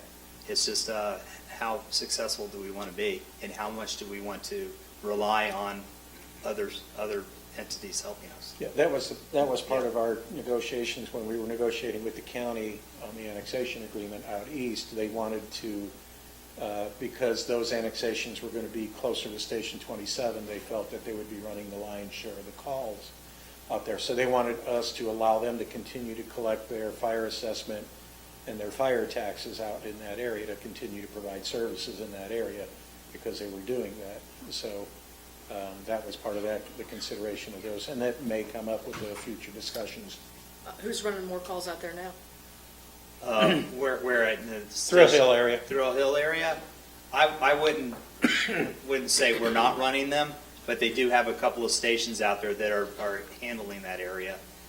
We do run out there a lot for structure fire, every structure fire we're going, because we're part of their ISO. Yes. And all vehicle accidents get our trucks, because it requires 2 engines. Okay. So our trucks are going out to that, but like medical calls and those, boo-boo calls, Yeah. those calls, that's probably 50-50, us or them. If they're out of zone, we definitely get it. If it comes in and everybody's in their stations, we might, depending on where the computer tags the truck with an AVL. So the truck- boo-boo calls are 50-50, Yeah. and the other ones are as Well, much or more? The same, because we About the run same. together in them. Okay. You can't run them by ourselves, and they can't run them by themselves. So if you got to send 2 trucks, they send one when we send one, it's 100%. And right now, we're at 50%. Yeah. So, Okay. yeah. And I do have, if any of you are interested, we have the maps and stuff to show. Okay. Yeah. Thanks. Sure. Anybody else? I do have a little something, and it's just when we talked about earlier about the beautification. I got some information from City of Umatilla. They have the corridors, the islands going in, and I know DOT owns them, but we have to maintain them. They have a program that you can adopt the island. Okay. And so I would like us to take a look at that, about adopting the island. It's a very, very simple Okay, program. I'll talk to Scott. Okay, You got the program? Okay. but ours would be just a little bit more money, not much, like $500 a year. And then the islands are there, and we do the, city does the maintenance. But if, let's just say Kevco, right in front of their place, wanted to adopt one. Yeah. If they wanted the whole thing changed up, it's up to them to purchase all the plants, if you Okay. will. But, and then have the landscapers, we do it, contractors, whoever does it, then put that in, if they want something different. Okay. And then they also pay for the sign. You could have, a sign on each end of the island, if you will. And so it's a pretty nice program. And along those lines, when is our contract up with the people that do That was the mine. islands? That was Yeah. mine. Because I have to, they're horrible. They're terrible. Probably is, I need to check on it, but I think it's concurrent with fiscal year, so it's October. No. October. And I don't know if they're, I don't know what it looks like, Rick. So do we have to babysit them? Do we have to make calls? Because these guys coming out, they must do it with blinders on. They're on a schedule, it was a set schedule of when a frequency of when they come out. And they've got a price per time that they come out to. They're doing the bare minimum. I can tell. They look horrible.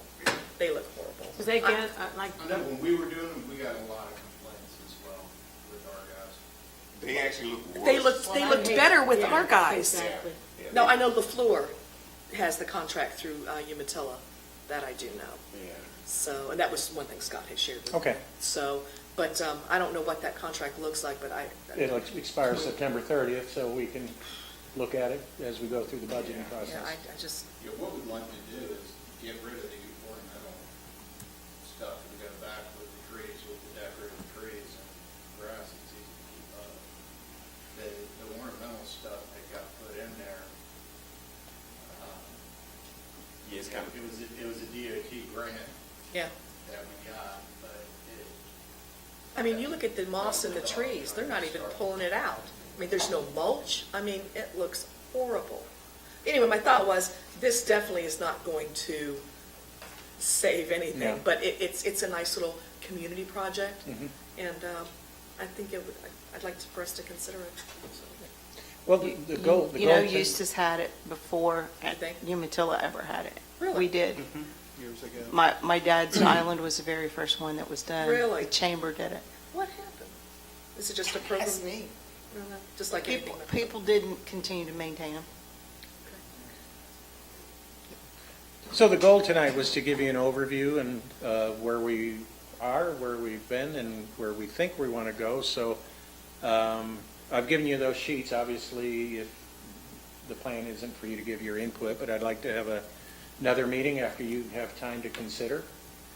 Look at what we've put together for your consideration now and have another meeting to fine tune the things that we would like to address moving forward, finalize the document, and then adopt it by resolution. Some of the things I'd like for you to think about are the community center building. Where are we with that? Are we going to, are we still looking at a $17 million project at the community center? Are we wanting to do something smaller? What are our needs there? Fairgrounds, we're still working with the county. Is that something we still want to look at?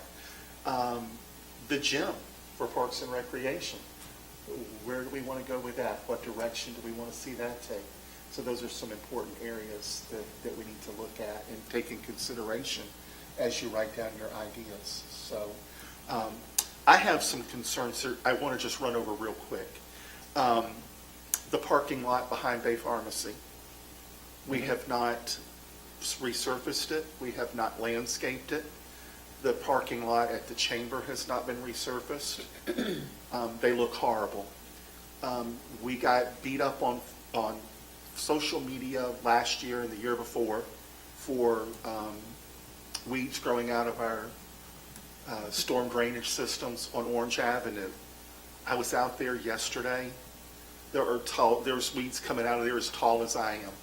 You have to pass them on the way in the mornings. I know you see them. I know those are county roads and those are state roads, but my God, they're in the city of Eustis. It's embarrassing for those things to sit there like that. We've got to be able to clean that stuff up. And if our folks don't see them, I'll be glad to go out there and help them pull weeds. Okay? We can do that. Because Trout Run, I have asked now for 3 years for that to be maintained on a maintenance schedule. That place looks horrible. I know we pulled the benches out to stop the homeless. We can at least clean it. We can at least mow it. It looks horrible. And truthfully, there again, I'm going to go back to this. If we're going to spend and ask people to invest in our city, it's got to look good. We're asking people to invest millions of dollars in our downtown corridor. I wouldn't do it if we can't keep up with what we already have.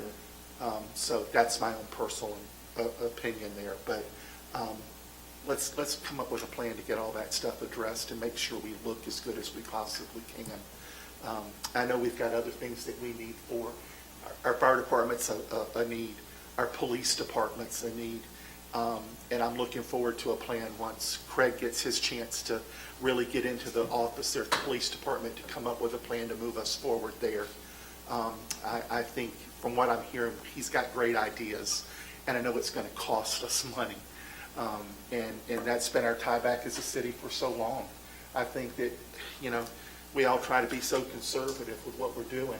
We end up missing the boat a lot of times. You retard the growth of the city if you do. And that's what we've done. We've actually we've retarded the growth of our city over the years because of that. Believe me, I want to be careful with what we do with our tax money, and I want to protect our taxpayers. But every time I talk to folks, they want services, and they want the best services we can provide. And I believe the men and women of our police department and our fire department do a tremendous job, but we've got to give them what they need to do the job properly. So those are areas of concern that I think that I'll be writing down, and I encourage you all to write those down, because as we look into our future, we've got to set a path that's straight and that's functional for our folks. Mayor, may I say something? Yes, ma'am. I would like to add to that. I believe that the area, the Bates Avenue area, that's the weakest link in our city. And I think we need to address that. And there are things that we've done, but there's more to do. And so I would like to, and we have a group who's interested in jump-starting the resource center. It'll be something else. They'll do a presentation to everyone. But I think that we need to pay more attention to that. When we did the cleanup, there are retention ponds with just all kinds of stuff in it that we couldn't get to, but I think they could be cleaned around those areas. Lots of weeds just growing, in a massive amount. I think that we could, I talked to you about putting a covering over the stage, and there are things that we could do and programs that we could have there, and I saw something about having programs and moving them around the city, and so sometimes we could direct some of those programs there, but we've got to prepare it. And I'm really happy with the new chief in addressing the issues that are there, the law enforcement issues that are there. So I think it's important that we think about that and how we want to approach it and improving it and making it stronger in that area. Thank you. May I add Nan? something? Yes, I am, and this is a question. Do we own, when Craig had put in about the fence over, about the women's club, I drove by and took a look at a few things. And then as I came back, across the street is the nursing home, the skilled nursing home.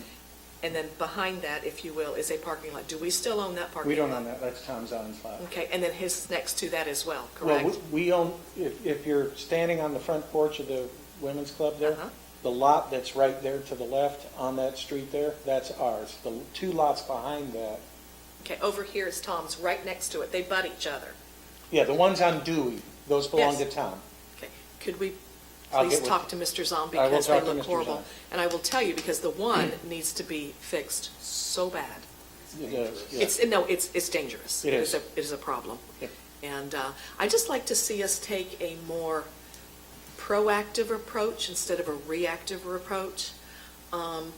It just seems, I mean, and I don't mean this in a negative way, but, you know, for us to be up, to sit up here and just to say, you know, about the parking lot or about the, for me, last meeting was the cover over the water thing.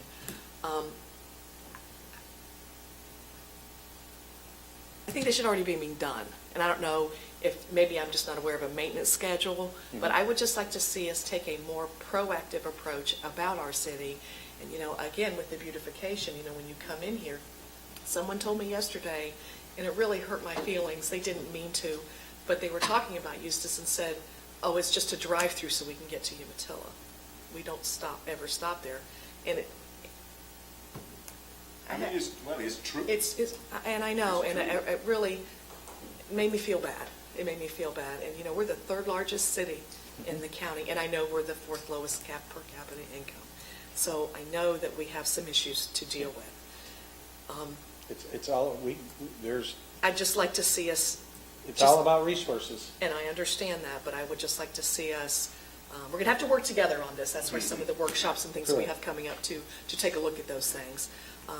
But I'd like to see us just try to take a little more proactive approach about us as a city and cleanliness and beautification and, Yeah, I think one of the problems that I have is us up here saying the problems that we see. And it should be from the other side.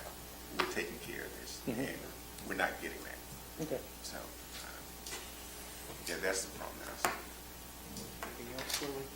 Anything else, Nan? no, sir. Ms. Karen, anything? I've been real quiet. I know you have, yes. Rich, how many people are you short, dear? Yeah. Yeah?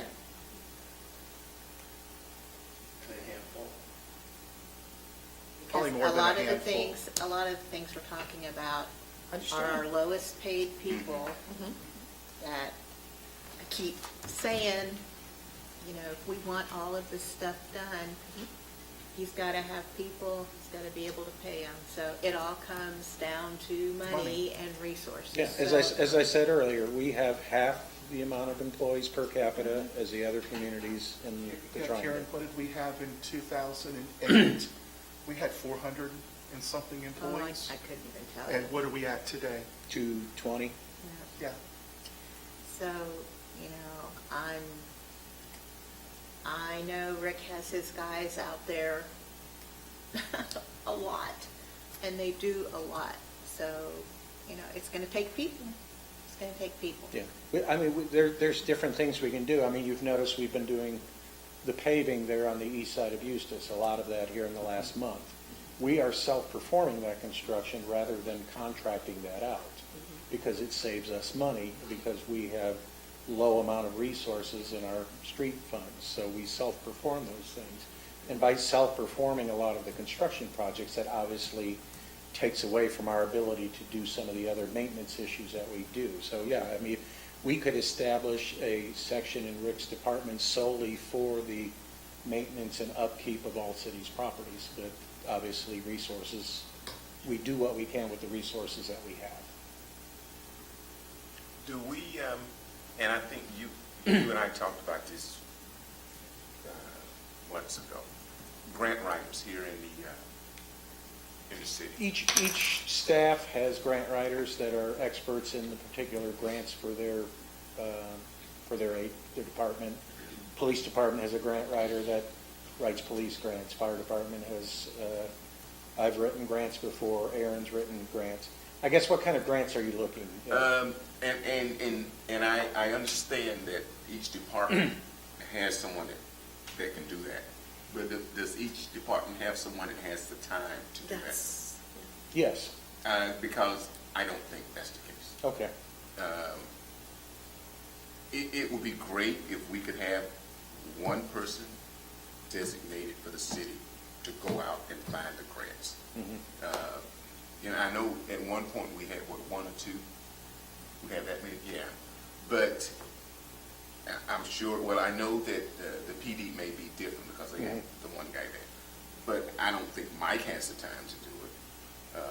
And I don't think, Rick has the time to do it. No, I mean, but Rick, we have hired grant writers when we have specific grants we go after. And it's actually cheaper to do that, to hire a per project grant writer than it is to have somebody on staff.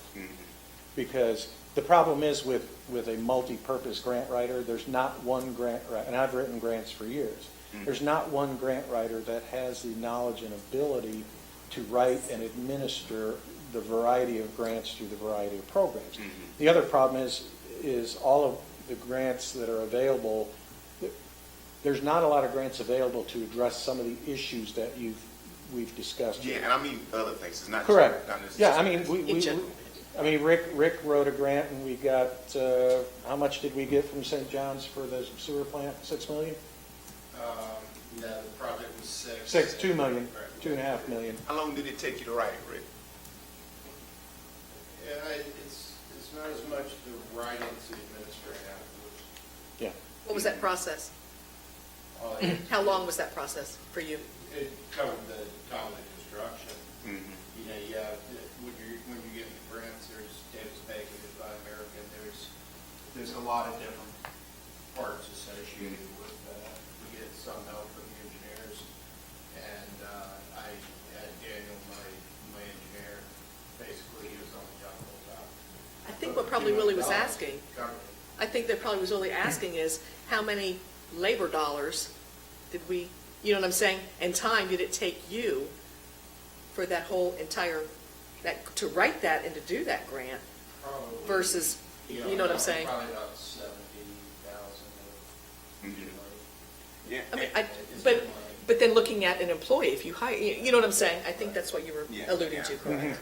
And, and I'm looking at, just different ways for us to get money. We may only get 20 here, but the next time maybe we get, 100,000, 200,000. So it's just something to look into. No, absolutely, and I think everybody's aware of the available grant programs, and that's the problem. A lot of the grant programs have just fizzled away. I mean, there's the SAFER programs and the COPS grants programs and equipment programs, and their staffs are well aware of that. I mean, we hired a grant writer to write the grant that for the $750,000 we got for Palmetto Plaza. So, yeah, and he got his administration fee. So it really cost us nothing. Right. He got paid his administration fee out of the grant. And that's typically how we've been operating our grants from that standpoint. We know the grant programs are out there. Then when we find one where we have a project that's eligible and competitive, then we apply for it and we utilize grant writers, full-time professional grant writers to do that, rather than having continual staff to do that. So when Jamie puts out the job opportunities, what does that look like for your staff, Rick? What's that? That's an RFP. We hire a professional grant writing. No, I'm talking, no. Personnel. Personnel. When Jamie puts out, positions that are available, so what would that look like for you? What are you calling their position? We've got, you're talking about open positions now? Yeah, because you're short-staffed, because Karen just asked, and you they're- said. They're spread, utility workers, management workers, they're kind of spread across the board. And we have a relatively easy time filling those positions. We started one this week, one last week. So how many, are you down like 6, Rick? Probably between all my departments. 6? I think we're actively going toward that. Yeah, but the difference is Rick does water and sewer, which doesn't take care of the beautification and maintenance. No, and I knew that. I Okay. just wanted to make sure that we're getting those Yeah, job opportunities, that Jamie is putting that out Correct. there. I also think we need to, I don't know if it's some kind of a program where we start saying that everybody looks at the city with a different set of eyes. I think as commissioners, we see certain things that we want done or not done. Sure. Right. But this maintenance may not see what we see. And Right. so I think that expecting them to do what we see, but somehow we're all looking at it and taking pride in our city and what we see, I think it'll make a big difference in how we train them and how we all think in terms of those things and how we see our city and how we care about our city. Are we in the position to do summer jobs for some of these kids to do stuff like that? you mean maintenance stuff? Yeah. Didn't a couple of years ago, we had some temporary summer jobs we tried to We still fill? have temporary summer Yeah. jobs we work through the high school with. Okay. Yeah. More of a, What more of jobs? a work study program, they're developing work skills. Mm-hmm. They don't covet the idea of picking weeds. But we assign them to various roles in events, in parks. And these are kids that are getting paid? They're not being paid by us. Because that's what I'm talking about, you know, Who pays summer them? jobs where they get paid. Vocational rehab, we pay some of them. Okay, so, but they are getting paid. Some of Correct. them, yes, not Okay. all the high school kids. Okay. Vocational rehab kids are. Okay. Yeah.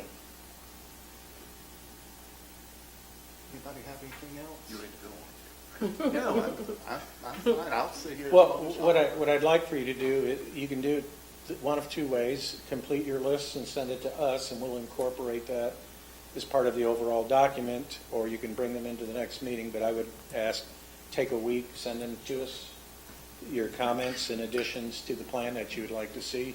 We'll incorporate that into a complete document, do another review of that document, tweak it, and then put it out for ratification. Yeah, I want to say, before we get out of here, I think you guys are all doing a great job. You know, I know sometimes we sit up here and it's like, oh God, what are they talking about now? But I do. I think that everyone out there is doing a great job in all your departments. So our job up here is just to try and to fine tune it. So, and sometimes we come across as, well, I won't say, but But I concur. yes. Anything else? Tammy from the chamber, anything you want to add to anything you've heard tonight? I would just like to just say that at the chamber, everybody has been fabulous helping with us. I can call maintenance anytime. They're there. They come down if there's an issue. The police department's been fabulous patrolling the parking lot and taking care of the homeless. Ron's been great whenever I go to him with a complaint, for the most part. Well, wait. Is it a complaint or a desire? Desire. A desire. Yes, to even getting, signs for Charlie, so we can protect Charlie and protect people from Charlie. So everyone's just been really great, and we appreciate it. That's the alligator, Craig. Oh, Charlie from the It's Chester. not Chester. Yeah. But, and Yeah, I that's saw Chester this afternoon. I was out with the chief, and I actually got to witness his first enforcement action here in Eustis. What was it? He give you He a met ticket? Clyde. He met You met Clyde. Chester? Clyde? Oh, I'm Clyde, I'm sorry. Offered my plane ticket to California or Hawaii. What was great, and I hope no one from Daytona is listening, he said Daytona has a good program for him over there. And I even offered, at the time, I live here now, but I was commuting, I said, I'll even drive you on my way home and then drop you off. I'll pay your gas money if you'll do it. Yeah, drive with your windows down. Rent a car. Don't Thank you, Jerry. Any staff members have anything else you'd like to share with us tonight? This is your opportunity to do it. I know the city manager's in here, and that may get tough at times to talk in front of him. But if there's something that you want to address with the commission, I want you to feel free to be able to do so. I know you report to him. I know you don't report to us. But if we can help you achieve the goals in your departments, that's what we're here for. if we don't know your need, we can't help you. So please feel free to talk to us. I'm sure he would be okay with that. If we don't know what you need. Unless he's spending $500,000 and he doesn't want to run it by me first. Well, yeah, but, we want to try to help you. If we all work together, we can have a tremendous city. We work well together as it is. Are there things that we need to brush up on and make better? Absolutely. But I think every city is in the same spot we are. But I just want us to be the best that we can be. And I think we've got this staff here that can do that. I appreciate you all spending the time with us. So anybody have anything before I close this out for the evening? I have Karen, go ahead. one more question. How are we with planner for Lori Barnes? We're, Is it a daily struggle? We have, We have one Don't settle. qualified applicant who applied yesterday. We're looking for I know. a planner. Lori, just make sure it's somebody you can work with and that can do the job, because I know it's hard being the only person, but don't, like Karen said, please don't settle. Okay? See how thin she I am truly concerned, so. So, anything else? Ron, anything else? no, sir. All right, we're adjourned.